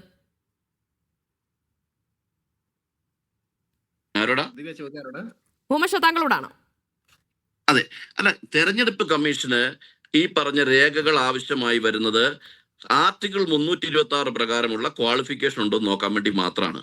ഒന്ന് 18 വയസ്സ് തികഞ്ഞിട്ടുണ്ടോ, മറ്റൊന്ന് ഇന്ത്യൻ പൗരനാണോ, മൂന്നാമത്തെ കാര്യം ഡിസ്ക്വാളിഫിക്കേഷൻ ഉണ്ടെങ്കിൽ വേറെ ആൾ ഒബ്ജക്ഷൻ വേണ്ടി കൊണ്ടുവരണം. ഈ പറഞ്ഞ 2 ക്വാളിഫിക്കേഷൻ ഉണ്ടോ എന്ന് നോക്കാൻ വേണ്ടിയാണ് ഈ രേഖ കൊണ്ടുവരുന്നത്. അത് പൗരനാണ് എന്ന ഫസ്റ്റ് ക്വാളിഫിക്കേഷൻ ഫുൾഫിൽ ചെയ്യുന്നുണ്ടോ എന്ന് അറിയാനാണ് ഡോക്യുമെന്റ് നോക്കുന്നത്. അല്ല എന്ന് ഇലക്ഷൻ കമ്മീഷൻ ഒരു കേസില്ല, അവർ അതിനു വേണ്ടി തന്നെയാണ് ഡോക്യുമെന്റ് കൊണ്ടുവരുന്നത്. അങ്ങനെയാണെങ്കിൽ 87 മുമ്പ് ജനിച്ചവർ അവരുടെ രേഖയും 87 2004 ഇടയ്ക്ക് ജനിച്ചവർ അവരുടെയും അവരുടെ അച്ഛന്റെ രേഖയും 2004 ശേഷം ജനിക്കുന്നവർ അച്ഛന്റെയും അമ്മയുടെയും രേഖയും കൊണ്ടുവരണമെന്ന് പറയുന്നത് സിറ്റിസൺഷിപ്പ് ആക്ടിന്റെ സെക്ഷൻ 3 ആണ്. അത് കൊണ്ടുവരാൻ ആവശ്യപ്പെടുന്നുണ്ട് ഇലക്ഷൻ കമ്മീഷൻ. അത് ക്വാളിഫിക്കേഷൻ ഫുൾഫിൽ ചെയ്യുന്നുണ്ടോ നോക്കാൻ വേണ്ടിയിട്ടാണ്. ആ കാര്യത്തിൽ ഇലക്ഷൻ കമ്മീഷൻ തർക്കമൊന്നുമില്ല. അത് ഫുൾഫിൽ ചെയ്യാനുള്ള രേഖ കൊടുക്കണമെന്ന് ആവശ്യപ്പെടുമ്പോൾ ഇന്ത്യയിൽ ജനിച്ച ആളുകളിൽ ചിലരുടെ കയ്യിൽ ആ രേഖ ഉണ്ടാവില്ല. ആ രേഖ കൊടുക്കാൻ സാധിക്കാതെ വന്നാൽ അവർക്കെതിരെ എന്ത് നടപടി എടുക്കണമെന്ന് നോട്ടിഫിക്കേഷൻ പറയുന്നുണ്ട്. അവർക്കെതിരെ സിറ്റിസൺഷിപ്പ് ആക്ട് പ്രകാരമുള്ള എക്സിക്യൂട്ടീവ് അതോറിറ്റി അറിയിക്കണമെന്ന് നോട്ടിഫിക്കേഷൻ പറയുന്നുണ്ട്. അപ്പൊ എന്തിനാ പറയുക, എന്റെ കയ്യിൽ രേഖ നഷ്ടപ്പെട്ടു പോയാൽ ഞാൻ ഇന്ത്യൻ പൗരനല്ലാതായി മാറുന്ന തരത്തിലുള്ള നടപടികൾ എനിക്കെതിരെ സ്വീകരിക്കാൻ വേണ്ടിയുള്ള പ്രൊവിഷണൽ നോട്ടിഫിക്കേഷൻ എഴുതി വെച്ചിട്ടുണ്ട്. ഞാൻ അയച്ചുതരാൻ നോട്ടിഫിക്കേഷൻ അതും എഴുതി അതിനകത്ത് വെച്ചിട്ടുണ്ട്. അപ്പൊ അങ്ങനെ ചെയ്യുന്ന ഒരു രേഖ അവിടുന്ന് സിറ്റിസൺഷിപ്പ് ആക്ടോ ഫോറിനേഴ്സ് ആക്ടോ ഒന്നും എഴുതി ചേർക്കേണ്ട ആവശ്യമില്ലല്ലോ. അതൊക്കെ നോട്ടിഫിക്കേഷൻ അത് വന്നിട്ടുണ്ട്. അപ്പൊ അങ്ങനെ വന്നിട്ട് പറയാം ഇതുമായിട്ട് ഒരു ബന്ധവും ഇല്ല എന്ന് പറയാം. ഡിക്ലറേഷൻ എഴുതി വെച്ചിരിക്കുന്ന സെക്ഷൻ 3 തന്നെയാണ് സിറ്റിസൺഷിപ്പ് ആക്ടിന്റെ. എന്നിട്ട് അതെല്ലാം കഴിഞ്ഞിട്ട് ഇതൊരു ബന്ധവും ഇല്ല എന്ന് വെറുതെ പറയാൻ പറ്റുമോ? പിന്നെ എന്താ അവർ നോക്കുന്നത്? 2002 SIR ഉൾപ്പെട്ട പ്രിസംപ്ഷൻ എന്താണ്? അവർ ഇന്ത്യൻ പൗരനായിരുന്നു, ഇന്ത്യയുടെ ഇലക്ട്രൽ റോളിൽ പ്രോപ്പറായി വെരിഫിക്കേഷൻ നടത്തിയ ആളുകളാണെന്നാണ് അതിനർത്ഥം. അവർ ക്വാളിഫിക്കേഷൻ ഫുൾഫിൽ ചെയ്തവരാണ്, 326 ആർട്ടിക്കിൾ പ്രകാരം ക്വാളിഫിക്കേഷൻ ഫുൾഫിൽ ചെയ്തവരാണെന്നാണ് വെപ്പ്. അതാണ് അതിന്റെ പ്രിസംപ്ഷൻ. അതിനുശേഷം ഉള്ളവരത് നോക്കിയിട്ടില്ല. അപ്പൊ ആ ക്വാളിഫിക്കേഷൻ ആണ് നോക്കുന്നത്. അവിടെയാണ് ഞാൻ പറഞ്ഞത്, ഒരാൾ ഇന്ത്യൻ പൗരനാണ് എന്നത് രജിസ്ട്രേഷനിലൂടെ നാച്ചുറലൈസേഷനും കൂടെ വരികയാണെങ്കിൽ അവർക്ക് ആ രേഖ കൊടുത്തിരിക്കണം. അതേസമയം ഡിക്ലറേറ്ററി ആയിട്ട് ഞാനിവിടെ ജനിച്ചു എന്നോ എൻ്റെ അച്ഛനും അമ്മയും ജനിച്ചു എന്ന ആളുകൾ വീണ്ടും രേഖകളായിട്ട് കൊടുക്കേണ്ടി വരുന്നു. That to the election commission എന്ന് പറയുന്നത് അപകടകരമായ അവസ്ഥ ഉണ്ടാക്കും. അത് മുസ്ലിം ഇഷ്യൂ അല്ല, അതൊരു ക്രിസ്ത്യൻ ഇഷ്യൂ അല്ല, അതൊരു ഹിന്ദു ഇഷ്യൂ അല്ല ആണെന്നൊന്നും ഞാൻ പറയുന്നില്ല. അതൊരു ഹ്യൂമൻ ഇഷ്യൂ ആണ്. അത് ചിലപ്പോൾ സാധിക്കാത്ത ആളുകൾക്ക് ഒരു ഹാർട്ട് ബേൺ ഉണ്ടാവും. അത് അഡ്രസ് ചെയ്യണ്ടേ? അതൊരു പക്ഷെ നിതിന്റെ കുടുംബത്തിലാകാം, എന്റെ കുടുംബത്തിലാകാം. അങ്ങനെയൊക്കെ ഉണ്ടായേക്കാം. രേഖകളില്ലാതെ വരില്ലേ? പാസ്പോർട്ട് ഇല്ലാത്തവർ നമ്മുടെ കുടുംബത്തിലില്ലേ? SSLC book ഇല്ലാത്തവരില്ലേ? Birth certificate ഇല്ലാത്തവരില്ലേ? അവരെന്ത് ചെയ്യും? അവർ ഇന്ത്യൻ എംപ്ലോയി അല്ലെങ്കിൽ എന്ത് ചെയ്യും? അവർക്ക് ഫോറസ്റ്റ് സർട്ടിഫിക്കറ്റ് ഇഷ്യൂ ചെയ്തിട്ടില്ലെങ്കിൽ അവരെന്ത് ചെയ്യും? അവർക്കൊരു പാനിക് സിറ്റുവേഷൻ ഇല്ലേ? അതിനെ അങ്ങനെ അഡ്രസ് ചെയ്തുകൂടെ? എന്തിനാ അതിനകത്ത് മതം ചേർക്കുന്നത്? മതമൊന്നുമില്ല. അത് പിന്നെ അതിന്റെ ഹേസ്റ്റാണ്. 30 ദിവസം തന്നെ കൊടുക്കണം, 52 ദിവസം കൊണ്ട് തീർക്കണം. ഇതൊക്കെ ആരുടെ തീർക്കം കാണിക്കുന്നത്? ഒരു തെരഞ്ഞെടുപ്പ് ജയിക്കാൻ വേണ്ടി പണിയെല്ലാം കാണിക്കുന്നത്? ഇതൊക്കെ ആർക്ക് വേണ്ടിയാണ് ചെയ്യുന്നത്? എടുത്തോളൂ, ഒരു 6 months ടൈം ഒക്കെ എടുത്തിട്ട് ആളുകൾക്കൊക്കെ എല്ലാം കൊണ്ടുവരാനുള്ള സമയവും സാഹചര്യവും കൊടുത്തൂടെ? ഇലക്ഷൻ കമ്മീഷൻ ചെയ്യുന്ന അതിനെ എന്തിനും നിങ്ങൾ പിന്തുണയ്ക്കുന്നു? ഇലക്ഷൻ കമ്മീഷന്റെ ഹേസ്റ്റ് ആർക്ക് വേണ്ടിയാണ്? നിങ്ങൾ ഏത് ഇലക്ഷൻ കണ്ടിട്ടാണ് ഈ പണി ചെയ്യുന്നത്? ഈ അപ്പോയിന്റ്മെന്റിലെ election commission of India appoint ചെയ്യാനുള്ള മാനദണ്ഡങ്ങൾ മാറ്റി എന്തിനു വേണ്ടിയായിരുന്നു? ഈ പണിക്ക് വേണ്ടിയാ? അപ്പൊ അങ്ങനെയൊക്കെ കരുതുമ്പോൾ അതൊന്നും പറയാൻ പാടില്ല. ഇത് വളരെ പ്രധാനപ്പെട്ടതാണ്, സുപ്രീം കോടതിയിൽ എഴുതി കൊടുത്തിട്ടുണ്ട്, അതുകൊണ്ട് എന്ത് വേണമെങ്കിലും കാണിക്കാം. അങ്ങനെയൊന്നുമില്ല. ഞങ്ങൾ പറഞ്ഞുകൊണ്ടേയിരിക്കും തെറ്റ് തന്നെയാണ്. പക്ഷേ ഈ പറയുന്ന കാര്യങ്ങളിൽ കറക്ഷൻ നടത്തിക്കൊണ്ട് പരമാവധി രേഖകൾ കൊണ്ടെത്തിക്കാൻ വേണ്ടിയിട്ടുള്ള ആളുകളെ സഹായിക്കാനുള്ള ഹെൽപ്പ് ഡെസ്കുകളുമായിട്ടുള്ള പ്രവർത്തനം ഞങ്ങൾ ആരംഭിച്ചിട്ടുണ്ട്. ഓരോരുത്തരും ഓരോ രാഷ്ട്രീയ പാർട്ടികളും. അതാണ് ഞാനൊന്ന് ബി ആർ അനൂപിലേക്ക് പോവുകയാണ്. അനൂപ, ഇവിടെ മതത്തിന്റെയോ ജാതിയുടെയോ ഒന്നുമില്ല, എല്ലാവരും പാനിക്കാണ് എന്ന് വെച്ച് കഴിഞ്ഞാൽ തങ്ങൾക്ക് വോട്ടവകാശം നഷ്ടമാകാൻ പോവുകയാണ്. തങ്ങളുടെ പൗരത്വം ഒരു ചോദ്യചിഹ്നമാകുന്നു. ഈ രേഖകളൊക്കെ ഈ പറയുന്ന തീയതിയിൽ എത്തിക്കുക, ഹിയറിംഗിന് ഒരു തീയതി നിശ്ചയിക്കുന്നു, ഒരു ഓർഡർ എന്ന രീതിയിൽ ഇന്ന ദിവസം അങ്ങ് തീരുമാനിക്കുന്നു, ആ ദിവസം വന്ന് ഈ രേഖകൾ നൽകണം, ഇല്ല എങ്കിൽ വോട്ടവകാശം നഷ്ടമാകുന്ന തരത്തിലേക്ക് ഒരു ആജ്ഞ പോലെയാണ് ഇങ്ങനെ വരുന്നത്. അപ്പോൾ അതൊരുപാട് പേരെ ബാധിക്കാൻ പോകുന്ന ഒരു വിഷയമാണ്, വോട്ടവകാശം നഷ്ടപ്പെടുന്ന വിഷയമാണ്. അത് വളരെ ഗൗരവത്തിൽ ഈ രീതിയിൽ മിഥുൻ പറയുന്നത് പോലെ അത് സിറ്റിസൺഷിപ്പുമായി കൂട്ടിക്കെട്ടണ്ട എന്ന് പറഞ്ഞ് അതിനെ അങ്ങ് ഒഴിവാക്കി വിട്ടാൽ മതിയോ? അതിലേക്ക് ഞാൻ വരാം. അതിനു മുമ്പ് സംഘപരിവാർ സഹയാത്രികനായ പ്രതിനിധി ഇവിടെ പറഞ്ഞ കാര്യങ്ങളുണ്ടല്ലോ. അദ്ദേഹം പറയുന്നത് ഹിന്ദു രാഷ്ട്രം വരുന്നതെന്നൊക്കെ പറഞ്ഞ് അനാവശ്യ ആശങ്ക പരത്തുന്നു എന്നാണ് അദ്ദേഹം പറയുന്നത്. ആരാണ് ആശങ്ക പരത്തുന്നത്? ഇക്കഴിഞ്ഞ ഡിസംബർ 21 RSSന്റെ മേധാവി മോഹൻ ഭാഗവത് തന്നെ കൽക്കട്ടയിൽ വെച്ച് പ്രഖ്യാപിച്ചില്ലേ, ഇന്ത്യ ഹിന്ദു രാഷ്ട്രമാണ്. അസന്നിഗ്ധമായി അടിവരയിട്ട് മോഹൻ ഭാഗവത് പറഞ്ഞു. അദ്ദേഹം പറഞ്ഞത് എന്താ? അതിന് പ്രത്യേകിച്ച് ഭരണഘടനാ ഭേദഗതിയുടെ ഒന്നും ആവശ്യമില്ല, പാർലമെന്റ് കൂടേണ്ട ആവശ്യമില്ല, സൂര്യൻ കിഴക്കുദിക്കുന്നു എന്ന പോലെ ഒരു സാർവത്രിക സത്യമാണ് ഇന്ത്യ ഹിന്ദുരാഷ്ട്രമാണ് എന്ന് സംഘപരിവാർ സംഘടനയുടെ പരമാധ്യക്ഷൻ പറയുമ്പോൾ അതിൽ ആശങ്കപ്പെടേണ്ടതുണ്ട്. എങ്ങനെയാണ് ആശങ്കപ്പെടാതിരിക്കാൻ കഴിയുന്നത്? ഇവിടെ വളരെ കൃത്യമായി വോട്ടർ പട്ടിക പരിഷ്കരണവുമായി ബന്ധപ്പെട്ട് രാഹുൽ ഗാന്ധി വളരെ കൃത്യമായി ഏറ്റവും സുവ്യക്തമായി ആദ്യമായൊരു നിലപാടെടുത്ത നേതാവാണ്. അദ്ദേഹം വളരെ കൃത്യമായി അടിവരയിട്ട് പറഞ്ഞിട്ടുണ്ട്, ഈ വോട്ടർ പട്ടിക പരിഷ്കരണം എന്ന് പറയുന്നത് ഒരിക്കൽ ഉപേക്ഷിക്കപ്പെട്ട പൗരത്വ പരിഷ്കരണത്തിൻ്റെ മറ്റൊരു പതിപ്പാണ്, അതൊരു മറ്റൊരു എഡിഷനാണ്. അപ്പോൾ അതിനകത്ത് അദ്ദേഹം പറഞ്ഞ വാചകം വളരെ കൃത്യമാണ്. ഇങ്ങനെ വോട്ടർ പട്ടികയിൽ നിന്ന് പുറത്തു പോകുന്ന ആളുകളുടെ സോഷ്യൽ ലൊക്കേഷൻ എന്ന് പറയുന്നത് അതിൽ പിന്നോക്കക്കാരും ദളിതുകളും ന്യൂനപക്ഷങ്ങളും ഉൾപ്പെടെയുള്ള ആളുകളാണെന്നേ. അത് നിഷ്കളങ്കമല്ല. ഇത്തരം വോട്ടർ പട്ടിക പരിഷ്കരണം നടപ്പിലാക്കുമ്പോൾ സ്വാഭാവികമായും അതിലല്ലാത്ത ആളുകളൊക്കെ പുറത്തു പോകുന്നുണ്ട്. പക്ഷേ ഒരു സംഘപരിവാർ ഭരണകൂടം ഭരിക്കുമ്പോൾ അത് ആത്യന്തികമായി ടാർഗറ്റ് ചെയ്യാൻ പോകുന്നത് ഈ പറയുന്ന മതന്യൂനപക്ഷങ്ങൾ ഉൾപ്പെടെയുള്ള ചേരികളിൽ താമസിക്കുന്ന പിന്നോക്ക വിഭാഗത്തിൽപ്പെട്ട ദളിതുകൾ ഉൾപ്പെടെയുള്ള ആളുകളെ തന്നെയാണ് എന്നുള്ള കാര്യം ഊന്നി പറയേണ്ടതുണ്ട് എന്നുള്ളത് തന്നെയാണ് എൻ്റെ രാഷ്ട്രീയ ബോധ്യം. CPM നിന്ന് KT കുഞ്ഞിക്കണ്ണൻ കൂടി ചേരുകയാണ്. KT, ഇവിടെ നോക്കൂ, ഈ SIRൽ ഹിയറിംഗിന് എത്തേണ്ടവർ ഹാജരാക്കേണ്ട രേഖകൾ, അതിനെ ചൊല്ലിയാണ് ഇപ്പോൾ വലിയ ചർച്ച നടന്നു വരുന്നത്. അത് പൗരത്വ ഭേദഗതി നിയമപ്രകാരം അല്ലെങ്കിൽ അതിലെ തീയതികൾ അടിസ്ഥാനമാക്കിയുള്ള രേഖകൾ നൽകണം. അത് നമ്മുടെ പേരിലുള്ളത് മാത്രമല്ല, നമ്മുടെ അച്ഛന്റെയും അമ്മയുടെയും സർട്ടിഫിക്കറ്റ് കൂടി നൽകേണ്ടി വരുന്നു എന്നതാണ്. നോക്കൂ, ഇവിടെ ഈ SIRന്റെ മറവിൽ പൗരത്വ വിവരങ്ങൾ കൂടി തേടുകയാണ് തെരഞ്ഞെടുപ്പ് കമ്മീഷൻ എന്നതാണ് ഇതിലെ വിഷയം. അതിന് എന്ത് അധികാരമാണ് തെരഞ്ഞെടുപ്പ് കമ്മീഷനുള്ളത് എന്ന ഒരു ചോദ്യം കൂടിയുണ്ട്. ഇവിടെ ഈ രേഖകൾ നൽകിയില്ലെങ്കിൽ നമുക്ക് വോട്ടവകാശം നഷ്ടമാകുന്നു, അതോടൊപ്പം തന്നെ അവരുടെ പൗരത്വം കൂടി അവിടെ ഒരു ചോദ്യചിഹ്നമാവുകയാണ്. ആ ആശങ്കയാണ് ജനങ്ങൾക്കുള്ളിലുള്ളത്. അത് എത്രത്തോളം അഡ്രസ്സ് ചെയ്യപ്പെടേണ്ടതാണ്? ഇതിന് CPM എത്ര ഗൗരവത്തോടു കൂടിയാണ് കാണുന്നത്?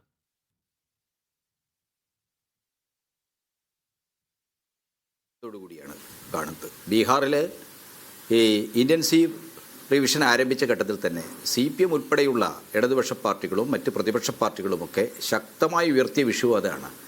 നമ്മുടെ സമ്മതിദാനാവകാശത്തെ ഈ പൗരത്വ രജിസ്റ്ററുമായിട്ട് ബന്ധിപ്പിക്കുന്ന തെളിവുകൾ, രേഖകൾ ആവശ്യപ്പെടുക എന്ന് പറഞ്ഞു കഴിഞ്ഞാൽ പൗരൻ്റെ മൗലികമായ സമ്മതിദാനാവകാശം നിഷേധിക്കുക എന്നാണ്. എന്ന് മാത്രമല്ല, അത് ഇന്ത്യ പോലുള്ള ഒരു ജനാധിപത്യ സമൂഹത്തിലെ വ്യക്തികളുടെ പൗരത്വത്തിന് നേരെയുള്ള ഭരണകൂടം നടത്തുന്ന ഒരു യുദ്ധപ്രഖ്യാപനമാണ്. യഥാർത്ഥത്തിൽ ഇലക്ഷൻ കമ്മീഷൻ രാജ്യത്തിൻ്റെ എല്ലാ ജനാധിപത്യപരമായ കീഴ്വഴക്കങ്ങളെയും ലംഘിച്ചുകൊണ്ടാണ് പൗരത്വത്തിൻ്റെ, അതായത് പൗരത്വം എന്ന് പറയുമ്പോൾ എന്താണ്, അത് ബൈ ബർത്ത് എന്നുള്ളത് ഈ പുതിയ അമെൻമെൻറ്റിൽ നമ്മുടെ CAയിൽ മുന്നോട്ട് വന്നതാണ്. ആ ബൈ ബർത്ത് എന്നുള്ളത്, സിറ്റിസൺഷിപ്പ് ബൈ ബർത്ത് എന്നുള്ളത്, അതിൻ്റെ സെക്ഷൻ 3 കുറെ കൂടി കടുപ്പിച്ച വ്യവസ്ഥകളാണ് ഇപ്പോൾ ഇലക്ഷൻ കമ്മീഷൻ ERO വഴി ഈ ഹിയറിങ്ങിന് ഹാജരാക്കേണ്ട തെളിവുകൾ എന്ന രീതിയിൽ വ്യവസ്ഥ ചെയ്തിരിക്കുന്നത്. അത് വളരെ അപകടകരമായ ഒന്നാണ്. അതിനെ അതിശക്തമായി പ്രതിരോധിക്കണം. ഇപ്പോൾ പൊളിറ്റിക്കലായിട്ട് നമ്മൾ ഈ ബീഹാർ SIR ആരംഭിച്ചത് മുതൽ രാജ്യത്താകെ ക്യാമ്പയിൻ നടക്കുന്നുണ്ട്. ആ ക്യാമ്പയിൻ അപ്പുറത്ത് കേരളത്തിൽ എല്ലാ രാഷ്ട്രീയ പാർട്ടികളും തീർച്ചയായിട്ടും എന്താണ്, ഈ കാര്യങ്ങളിൽ വളരെ ജാഗ്രതയായ ഇടപെടൽ നടത്തണം. പൗരരുടെ, വ്യക്തികളുടെ വോട്ടവകാശത്തെ നിഷേധിക്കുന്ന, അവരെ വോട്ടർ പട്ടികയിൽ നിന്ന് പുറത്താക്കുന്ന എല്ലാ വ്യവസ്ഥകളും മുന്നോട്ട് വെച്ച് ആളുകളെ ബുദ്ധിമുട്ടിക്കുകയാണ്. അതൊരു വെല്ലുവിളിയായിട്ട് CPM ഉൾപ്പെടെയുള്ള പാർട്ടികൾ ഏറ്റെടുത്ത് കഴിഞ്ഞിട്ടുണ്ട്. അവിടെ വാർഡ് തലത്തിൽ, ബൂത്ത് തലത്തിൽ അതിനു വേണ്ടിയിട്ടുള്ള സജ്ജീകരണങ്ങൾ ഇപ്പോൾ ഞങ്ങൾ ഒരുക്കിയിട്ടുണ്ട്. ഞങ്ങൾ അതിശക്തമായ രീതിയിൽ ഇതിൽ ഇടപെടുകയാണ്. അങ്ങനെ ഇടപെടുമ്പോൾ തന്നെ ഒരു ഭരണകൂടം പൗരന്മാർക്കെതിരായിട്ട് ഇങ്ങനെ യുദ്ധം ചെയ്യാൻ പാടുണ്ടോ? ഇത് ഹിറ്റ്ലറുടെ നാസി നിയമങ്ങളെ ഓർമ്മിപ്പിക്കുന്നതാണ്. പൗരരാണ് എന്ന് തെളിയിക്കാൻ, ഈ ഒരു സമൂഹത്തിലെ, ഒരു രാഷ്ട്രത്തിലെ പൗരരാണ് എന്ന് തെളിയിക്കാൻ അവർ കൃത്യമായി രാജ്യത്തിന് അനഭിമതരല്ല എന്ന് തെളിയിക്കാൻ ആവശ്യമായ തെളിവുകൾ എന്ന് പറയുമ്പോൾ അതിന് പിറകിൽ നാസി ലോസിനെ പോലെ തന്നെ ചില വംശീയ താല്പര്യങ്ങളുണ്ട് എന്ന് നമ്മൾ കാണാതിരുന്നിട്ടൊരു കാര്യവുമില്ല. വംശീയമായ താല്പര്യങ്ങളുണ്ട്. ഇത് RSSന്റെ പ്രത്യയശാസ്ത്രത്തിൽ നിന്ന് അവർ ടാർഗറ്റ് ചെയ്യുന്ന വിഭാഗങ്ങളെ വോട്ടർ പട്ടികയിൽ നിന്ന് ഒഴിവാക്കുക എന്ന ലക്ഷ്യമുണ്ട്. ആ ലക്ഷ്യത്തെ ഒന്നും കാണാതെ ഇത് വളരെ നിഷ്കളങ്കമായ ഒന്നായിട്ട് ഇതിനെ ആ രീതിയിൽ ലളിതവൽക്കരിച്ച് കാണേണ്ട ഒരു ആവശ്യമില്ല. കൃത്യമായിട്ട് ഹിന്ദുത്വത്തിൻ്റെ ഒരു പ്രത്യയശാസ്ത്ര അജണ്ടയിൽ നിന്ന് അവർ മുന്നോട്ട് വെക്കുന്ന പൗരത്വ രജിസ്റ്ററുമൊക്കെയായി ബന്ധപ്പെട്ട താല്പര്യങ്ങൾ ഉള്ളടങ്ങിയ ഒന്നാണ് ഈ SIR വഴി അവർ നടപ്പാക്കാൻ ശ്രമിക്കുന്നത്. അതിനെ അതിശക്തമായി പ്രതിരോധിക്കണം. അതിനെതിരായിട്ട് എല്ലാ തലങ്ങളിലും ക്യാമ്പയിനുകൾ നടത്തണം. മറ്റ് വിയോജിപ്പുകളും അഭിപ്രായ വ്യത്യാസങ്ങളും മാറ്റി നിർത്തി പ്രതിപക്ഷ പാർട്ടികൾ ഒന്നിച്ചെതിരായിട്ട് രംഗത്തിറങ്ങേണ്ട ഒരു ആയിരിക്കാം. പക്ഷേ നോക്കൂ, അങ്ങനെ ഒരു ബോധവൽക്കരണം നമ്മുടെ ജനങ്ങൾക്കിടയിൽ നടക്കുന്നുണ്ടോ? ഹിയറിംഗ് നടപടികൾ ആരംഭിച്ചു കഴിഞ്ഞിരിക്കുകയാണ്. ഇനി EROമാർ ഹിയറിംഗിന് വിളിക്കും. ആ വിളിക്കുന്ന സമയത്ത് ഈ രേഖകളും കൊണ്ട് ചെല്ലണം. ഈ രേഖകളില്ലാത്തവർ എന്ത് ചെയ്യും? ഈ രേഖകളില്ലാത്തവർ വോട്ടർ പട്ടികയിൽ നിന്ന് പുറത്താകുമെന്നുള്ളതാണ് വരുന്നൊരവസ്ഥ. അപ്പോൾ തീർച്ചയായിട്ടും അതിനെതിരായിട്ടുള്ള ശക്തമായ പ്രതിരോധം, ബഹുജന അഭിപ്രായം ഉണർത്തിക്കൊണ്ടുവരിക എന്നുള്ളത് പ്രധാനമാണ്. അപ്പോൾ ഹിയറിങ്ങിന് വേണ്ടി രേഖകൾ ശേഖരിക്കുന്ന പ്രവർത്തനം എന്ന് പറയുന്നത് ഇത്തരം രേഖകൾ എല്ലാവർക്കും, നമ്മുടെ സമൂഹത്തെ എല്ലാ ആളുകൾക്കും ഈ പറയുന്ന രേഖകളൊക്കെ ഉണ്ടാകുമോ? ഇപ്പോൾ ERO നൽകുന്ന നിർദ്ദേശം അനുസരിച്ചുള്ള രേഖകൾ എല്ലാ ആളുകളുടെയും കയ്യിലുണ്ട്, എല്ലാ പൗരന്മാരുടെയും കയ്യിലുണ്ടാവില്ല. എന്ന് മാത്രമല്ല പേരൻസിൻ്റെയും ഗ്രാൻഡ് പേരൻസിൻ്റെയും ഒക്കെ തന്നെ ജനന സർട്ടിഫിക്കറ്റ്, ജനനസ്ഥലം ഇതൊക്കെ ഹാജരാക്കണമെന്ന് പറഞ്ഞു കഴിഞ്ഞാൽ വലിയ വിഷമത്തിലേക്കാണ് ജനങ്ങളെ അവരെത്തിക്കുന്നത്. അപ്പോൾ ഇതിനെതിരായിട്ട് നല്ല രാഷ്ട്രീയ ക്യാമ്പയിനുകൾ, നല്ല ബഹുജനാവബോധ ക്യാമ്പയിനുകളും ഇതോടൊപ്പം തന്നെ ഏറ്റെടുത്തു പോകണം. ഇതിനെ ഇത് ഒരു നമ്മൾ വല്ലാത്തൊരു വിഷമസന്ധിയിലാണ്. ഇതിൽ നിന്ന് വിട്ടു നിൽക്കാൻ രാഷ്ട്രീയ പാർട്ടികൾക്ക് പറ്റില്ല. ഈ SIR പ്രവർത്തനങ്ങളിൽ നിന്ന് വിട്ടു നിൽക്കാൻ പറ്റില്ല. അതുമായിട്ട് സഹകരിക്കണം. സഹകരിക്കുമ്പോൾ തന്നെ ഇത് ഒരുക്കി വെച്ചിരിക്കുന്ന പൗരത്വം നിഷേധിക്കുന്ന മരണക്കുഴികളെക്കുറിച്ച് ജനങ്ങളെ ബോധവൽക്കരിക്കുകയും ചെയ്യണം. ഈ രണ്ട് കടമകളും ഒന്നിച്ചേറ്റെടുത്ത് മുന്നോട്ട് പോകേണ്ട ഒരവസ്ഥയാണ് ഇപ്പോൾ. എന്ന് പറയുമ്പോൾ മറ്റു വഴികളില്ല, ഈ പറയുന്ന രേഖകളൊക്കെ കൊണ്ട് ചെല്ലുക തന്നെയല്ലേ. ഇനി അഥവാ രേഖകളൊന്നും ഇല്ലെങ്കിൽ എവിടെയെങ്കിലൊക്കെ മോഡി പിടിച്ച് ഈ സർട്ടിഫിക്കറ്റുകളൊക്കെ ഉണ്ടാക്കി കൊണ്ട് ചെല്ലുക, അല്ലാതെ മറ്റു വഴിയില്ലല്ലോ അല്ലേ നമ്മുടെ മുന്നിൽ? അല്ല, നമ്മുടെ മുമ്പിൽ മറ്റു വഴിയില്ല. കാരണം ഒരു സ്റ്റേറ്റ്, അതിൻ്റെ ഒരു ഭരണഘടനാ സ്ഥാപനമാണ് ഇലക്ഷൻ കമ്മീഷൻ. ഇലക്ഷൻ കമ്മീഷൻ്റെ ഈ യാതൊരു അടിസ്ഥാനവുമില്ലാത്ത, യാതൊരു അന്തവും കുന്തവും ഇല്ലാത്ത ഈ SIRനെതിരായിട്ട് സുപ്രീം കോടതിയുടെ വരെ മൗനസമ്മതം അവർക്ക് കിട്ടിയിട്ടുണ്ട്. സുപ്രീം കോടതി പോലും കൃത്യമായി സ്ട്രിക്റ്റായിട്ട് ഇവരോട് ഈ കാര്യങ്ങൾ വിശദീകരിക്കാൻ ആവശ്യപ്പെടുന്നില്ല. ഇവരോട് ഈ കാര്യങ്ങൾ എക്സ്പ്ലെയിൻ ചെയ്യണമെന്ന് പറയാൻ പോലും തയ്യാറാവുന്നില്ല. ജ്ഞാനേഷ് കുമാറിനെ പോലുള്ള ഒരു ഇലക്ഷൻ കമ്മീഷൻ സുപ്രീം കോടതിയും ഇലക്ഷൻ കമ്മീഷനും ഒക്കെ തുല്യ പദവിയിലുള്ള ഒരു സ്ഥാപനമാണ്, ഞങ്ങളൊരു ഭരണഘടനാ സ്ഥാപനമാണ് എന്ന അഹന്തയിലാണ് സുപ്രീം കോടതി ആധാർ അടിസ്ഥാനാക്കണമെന്നൊക്കെ പറഞ്ഞപ്പോൾ പ്രതികരിച്ചത്. അതൊക്കെ നമ്മുടെ മുമ്പിലുണ്ട്. പക്ഷേ ഇപ്പോഴത്തെ സന്ദർഭത്തിൽ ഇതുപോലുള്ള പ്രതിസന്ധികൾ, വിഷമസന്ധികൾ ഫാസിസം നിലനിൽക്കുന്ന ഏതൊരു സമൂഹത്തിനകത്തും ജനാധിപത്യത്തിൻ്റെ വഴികളിൽ ഫാസിസ്റ്റ് ഭരണകൂടങ്ങൾ ഉണ്ടാക്കുമെന്ന് നമ്മൾ കാണണം. അതിനെ അതിശക്തമായി പ്രതിരോധിക്കുകയല്ലാതെ മറ്റു മാർഗങ്ങളൊന്നും നമ്മുടെ മുമ്പിലില്ല.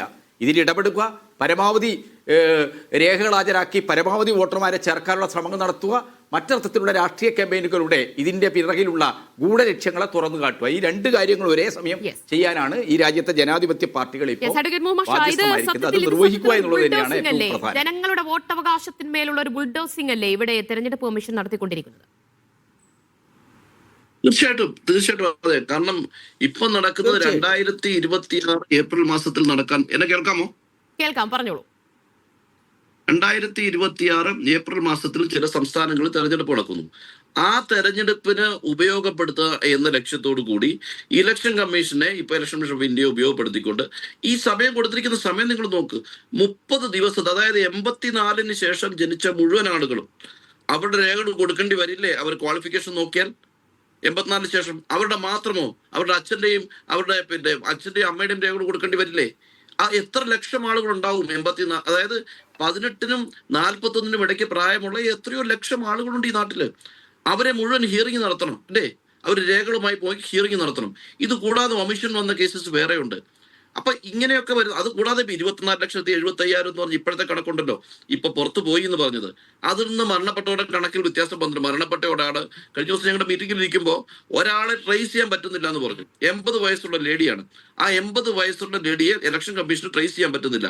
20 വർഷമായി ഒരു വീടിന് പുറത്തിറങ്ങിയിട്ട് അവർ സുഖമില്ലാതെ വീട്ടിലിരിക്കുക.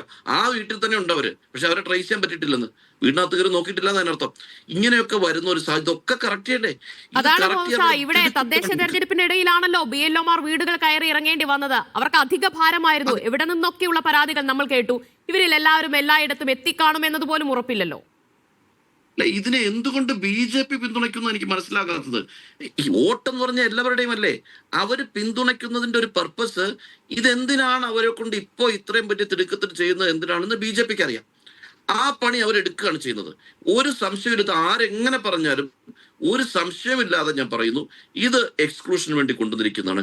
കുറെ ആളുകൾ എക്സ്ക്ലൂഡ് ചെയ്യപ്പെടും, രേഖകളില്ലാതെ പുറത്തു പോകുന്നെങ്കിൽ പൊക്കോട്ടെ എന്ന് കരുതിയിരിക്കുക തന്നെയാണ് ചെയ്തിരിക്കുന്നത്. പക്ഷെ ഒരു കാര്യം മനസ്സിലാക്കുക, കേരളം പ്രബുദ്ധമാണ്, കേരളം അതിശക്തമായി ഇതിനോട് പ്രതികരിക്കും. ഞങ്ങളൊക്കെ മുഴുവൻ ഹെൽപ്പ് ഡെസ്കുകൾ രാഷ്ട്രീയം നോക്കരുത്, മതം നോക്കരുത്, ഒന്നും നോക്കാതെ ഒരു നാട്ടിലെ മുഴുവൻ ജനങ്ങളുടെയും രേഖകൾ എത്തിക്കാൻ വേണ്ടിയുള്ള പദ്ധതി നടത്താനുള്ള ഹെൽപ്പ് ഡെസ്കുകൾ, ജില്ലാ തലത്തിലുള്ള യോഗങ്ങൾ, മണ്ഡലം തലത്തിലുള്ള കമ്മിറ്റികൾ ഒക്കെ രൂപീകരിച്ച് പഞ്ചായത്ത് തലത്തിലും ബൂത്ത് തലത്തിലും ഉണ്ടാക്കി നമ്മൾ മുന്നോട്ട് പോയിക്കൊണ്ടിരിക്കുകയാണ്. നിവൃത്തിയില്ല. രാജ്യത്ത് നമ്മുടെ മേലെ അടിച്ചേൽപ്പിക്കുന്ന ഒരു ത്യാഗമാണിപ്പോ. എന്തിനാണ് ഈ ധൃതി കാണിക്കുന്നത്? നിങ്ങൾ 1 കൊല്ലം കൊണ്ട് ചെയ്യേണ്ട ഒരു പ്രോസസ്സാണ്. ഈ സെൻസസ് ചെയ്യുന്നത് പോലെ 1 ഇയർ പ്രോസസ്സ് ചെയ്യേണ്ട ഒരു കാര്യത്തെ നിങ്ങൾ 3 മാസം കൊണ്ട് ചെയ്യാൻ ഉദ്ദേശിക്കുകയാണ്. ആരെ പേടിച്ചിട്ടാണ് ഇലക്ഷൻ കമ്മീഷൻ ഇങ്ങനെയൊക്കെ ചെയ്യുന്നത്? ഒരു ദിവസം പോലും അങ്ങോട്ടും ഇങ്ങോട്ടും നീട്ടാൻ പറ്റില്ലെന്ന്. ഇത് കഴിഞ്ഞിട്ട് വേണം പുള്ളിക്ക് നോട്ടിഫിക്കേഷൻ ഇഷ്യൂ ചെയ്യാൻ ഇലക്ഷന്റെ. ഇത് നടത്തി തീർത്തിട്ട് പിറ്റേന്ന് ഇമീഡിയറ്റ് ആയിട്ട് അദ്ദേഹത്തിന് ഈ സംസ്ഥാനങ്ങളിൽ ഇലക്ഷൻ നോട്ടിഫൈ ചെയ്യണ്ടേ? അപ്പൊ ഇത് തന്നെ ഉപയോഗിക്കണം എന്ന് ആരോ അദ്ദേഹത്തെ പറഞ്ഞിട്ടുണ്ടോ? എന്താ അദ്ദേഹത്തിന് ഈ ധൃതി? നിലവിലുള്ള ഫ്രീസ് ചെയ്യപ്പെട്ട ഇലക്ഷൻ ഈ വോട്ടർ സിസ്റ്റം വെച്ചിട്ട് ഇലക്ഷനെ കൊണ്ട് നടത്തിയിരിക്കട്ടെ. അത് ഇന്ന് ഡബിളിംഗ് ഉള്ളത് മാറ്റാൻ വല്ല പാടുണ്ടോ? മരിച്ചവരെ മാറ്റാൻ വല്ല പാടുണ്ടോ? ഈ ഇലക്ഷൻ കഴിഞ്ഞിട്ട് സംഭവിച്ചാൽ എന്ത് പറ്റും? എന്താണ് അവർക്ക് നഷ്ടപ്പെടാൻ പോകുന്നത്? ഇത്ര ഇലക്ഷൻ നടത്തിയില്ലേ, എന്നാൽ ഈ ഇലക്ഷനോട് കഴിയട്ടെന്ന് കരുതണ്ടേ? അപ്പൊ ഇതിന്റെയൊക്കെ പിന്നിലെ ലക്ഷ്യം വരാൻ പോകുന്ന അസംബ്ലി തെരഞ്ഞെടുപ്പിലുള്ള ചില ലക്ഷ്യങ്ങളാണ്. അത്തരം തിട്ടൂരങ്ങൾ തീർക്കാൻ വേണ്ടിയിട്ടൊന്നുമല്ല ഈ കോൺസ്റ്റിറ്റ്യൂഷണൽ ഇമ്പാർഷ്യൽ ഇൻഡിപെൻഡന്റ് അതോറിറ്റി എന്ന് പറയുന്ന ഇലക്ഷൻ കമ്മീഷൻ ഓഫ് ഇന്ത്യ ഇരിക്കേണ്ടത്. ഈ ഇമ്പാർഷ്യലൊക്കെ പോയല്ലോ അപ്പോയിന്റ്മെന്റ് കൊടുത്തപ്പോൾ തന്നെ. അവരൊക്കെ അങ്ങനെ ചെയ്തിട്ട് താഴെ ഓഫീസറുടെ മേലെ അടിച്ചേൽപ്പിക്കുകയാണ്. എന്നിട്ട് അതൊക്കെ ശരിയാണെന്ന് പറയേണ്ട ചുമതല ആരെങ്കിലും ഏൽപ്പിച്ചിട്ടുണ്ടെങ്കിൽ പറഞ്ഞോളൂ. മിഥുൻ, ഇത് കോടതി ചോദിച്ച ഒരു സുപ്രധാനമായ ഒരു ചോദ്യമുണ്ട്. എന്തിനാണ് SIR ഇങ്ങനെ ഇലക്ഷൻ ഫോക്കസ്ഡ് ആകുന്നത് എന്നതാണ് ചോദിക്കുന്നത്.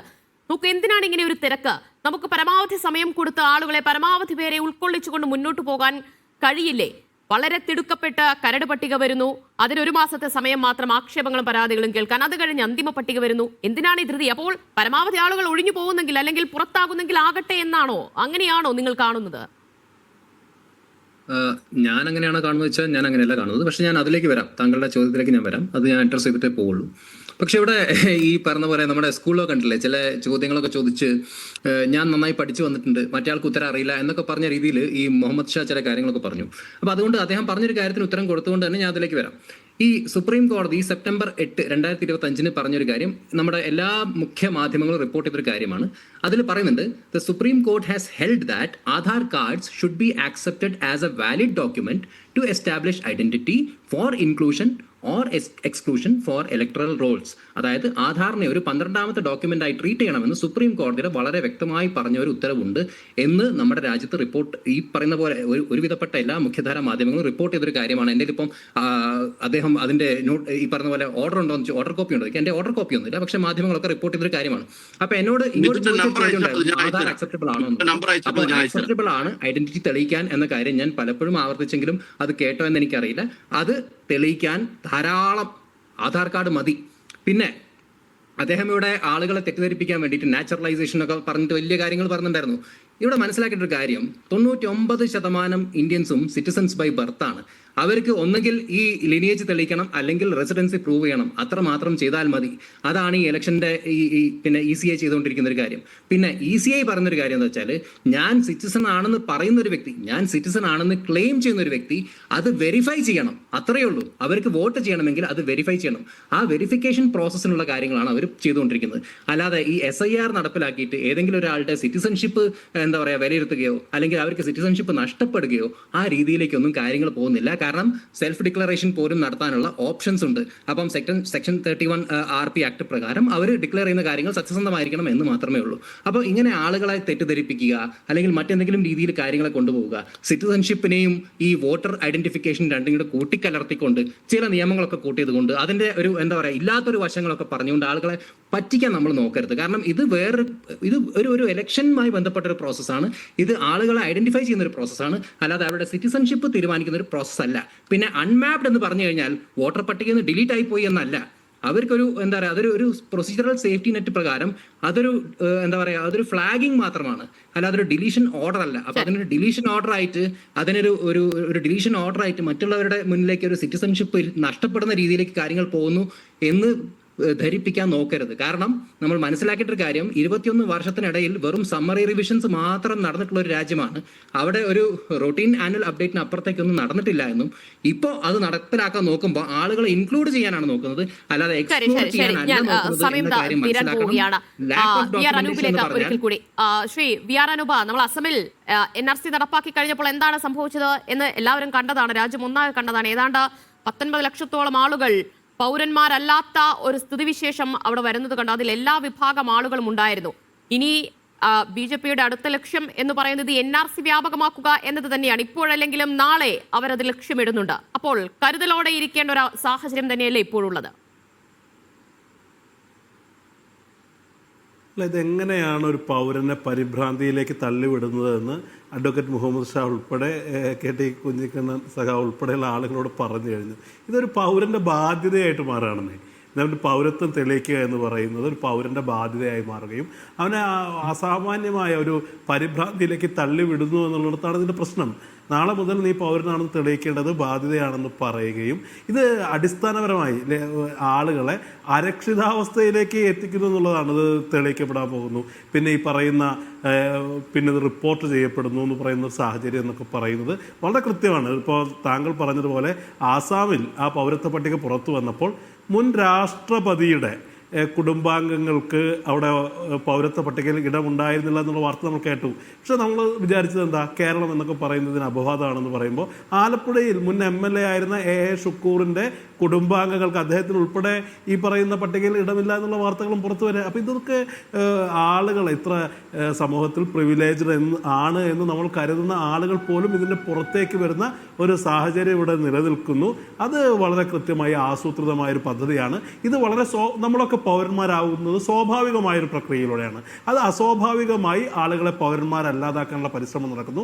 അതിന് അസ്വാഭാവികമായൊരു വേഗം, ഈ നടപടിക്രമങ്ങളുടെ വേഗം, ഈ നടപടിക്രമങ്ങൾക്ക് തിരഞ്ഞെടുത്ത സമയം, ഇതൊക്കെ സംശയാസ്പദമാണ്. ഇതിൻ്റെ പിന്നിലുള്ള അജണ്ടകൾ സംശയാസ്പദമാണ്.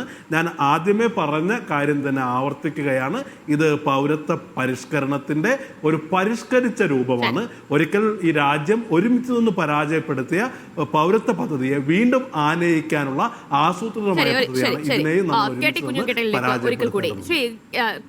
ഇവിടെ നോക്കൂ, എല്ലാം സുതാര്യമാണ് എന്നാണ് പറയുന്നത്. പക്ഷേ ഈ ഹിയറിംഗിന് എത്തേണ്ടവർ ആരൊക്കെയാണ്, എത്ര പേരുണ്ട് എന്ന് സംബന്ധിച്ചൊന്നും അറിയില്ല. ഇനി അങ്ങോട്ട് അന്തിമ പട്ടിക വരുമ്പോൾ എവിടെ നിന്നൊക്കെ ആളുകൾ ഈ പട്ടികയിൽ കയറി വരും എന്നതും അറിയില്ല. അത് ആരൊക്കെ ഇതിൽ ഉൾപ്പെടും എന്നതും അറിയില്ല. പക്ഷേ ഇത് ഒട്ടും സുതാര്യമല്ലാത്ത ഒരു നടപടി എന്ന രീതിയിലേക്ക് SIR മാറുന്നതാണോ കാണുന്നത്? തീർച്ചയായിട്ടും ഒരു തങ്ങൾ ആഗ്രഹിക്കുന്ന തരത്തിൽ വോട്ടേഴ്സ് പട്ടിക ഉണ്ടാക്കണമെങ്കിൽ നിലവിലുള്ള വോട്ടേഴ്സ് പട്ടികയും വോട്ടർമാരെ തീരുമാനിക്കുന്നതുമായ ഒരു പ്രക്രിയയെ അപക്രമീകരിക്കണം. ആ അപക്രമീകരണമാണ് ഇപ്പോൾ നടന്നുകൊണ്ടിരിക്കുന്നത്. നമ്മുടെ രാജ്യത്ത് ജനിച്ചവരും ജീവിക്കുന്നവരും പൗരരാണ്. അതാണ് 1955 നമ്മുടെ പൗരത്വ നിയമം പ്രഖ്യാപിതമായ അതിൻ്റെ ഒരു കാഴ്ചപ്പാടായി മുന്നോട്ട് വെച്ചത്. ഇവിടെ ജനിച്ചവർ, ഇവിടെ ജീവിക്കുന്നവർ, ഇവിടെ ജീവിക്കുന്നവർ എന്നുള്ളത് വളരെ പ്രധാനമാണ്. അതിനൊരു കാലാവധി 11 വർഷം വെച്ചു. ഇപ്പം എന്താ വന്നുകൊണ്ടിരിക്കുന്നത്? പുതിയ പൗരത്വ ഭേദഗതി വന്നതോടുകൂടി NRC അത് ഒരു പ്രത്യേക ലക്ഷ്യത്തോടു കൂടി ഉണ്ടാക്കിയതാണ്. ഇപ്പോൾ ഇവിടെ ദിവ്യ സൂചിപ്പിച്ചല്ലോ, ആസാമിലെ പൗരത്വ ലിസ്റ്റ് പുറത്തു വന്നപ്പോൾ, രജിസ്റ്റർ പുറത്തു വന്നപ്പോൾ എന്താണ്, 19 ലക്ഷം ആളുകൾ പുറത്താണ്. വലിയ പ്രതിസന്ധിയിലേക്ക് BJP ഉൾപ്പെടെയുള്ള പാർട്ടി പോയി. കാരണം അതിൽ ബംഗാളികളായ എത്രയോ പേർ എന്താണ് പൗരത്വ പട്ടികയ്ക്ക് പുറത്തുപോയി. അപ്പോൾ ഒരു പ്രത്യേക മതവിഭാഗത്തെ ലക്ഷ്യം വെച്ചാണ് RS നീങ്ങുന്നതെങ്കിലും ഇന്ത്യയിലെ സാധാരണ ജനങ്ങളെ എല്ലാം ബാധിക്കുന്ന, അവരെ അങ്ങേയറ്റ അരക്ഷ്യത്തിലേക്ക് തള്ളിവിടുന്ന ഒരു പ്രക്രിയയാണ് ഇത് എന്ന് നമ്മൾ മനസ്സിലാക്കണം. എന്റെ വോട്ടവകാശം, എന്റെ പൗരത്വം നഷ്ടമാകുമോ എന്നൊരു അനിശ്ചിതത്വം, ഒരു ആശങ്ക ആളുകളുടെ ഇടയിലുണ്ട്. ഈ പുറത്താകുന്നവരിൽ എല്ലാ മതവിഭാഗങ്ങളും ഉണ്ട് എന്നതുകൂടിയാണ് എടുത്തു പറയേണ്ടത്. എന്തായാലും വളരെ ഗൗരവത്തിൽ തന്നെ ഒരു ചർച്ച ചെയ്യേണ്ടതും പരിഹാരം കാണേണ്ടതുമാണ്. ആളുകളുടെ ഈ ഒരു ആശങ്ക പരിഹരിക്കപ്പെടേണ്ടതുമുണ്ട്. വളരെയധികം നന്ദി അതിഥികൾ ചർച്ചയിൽ പങ്കെടുത്തതിന്.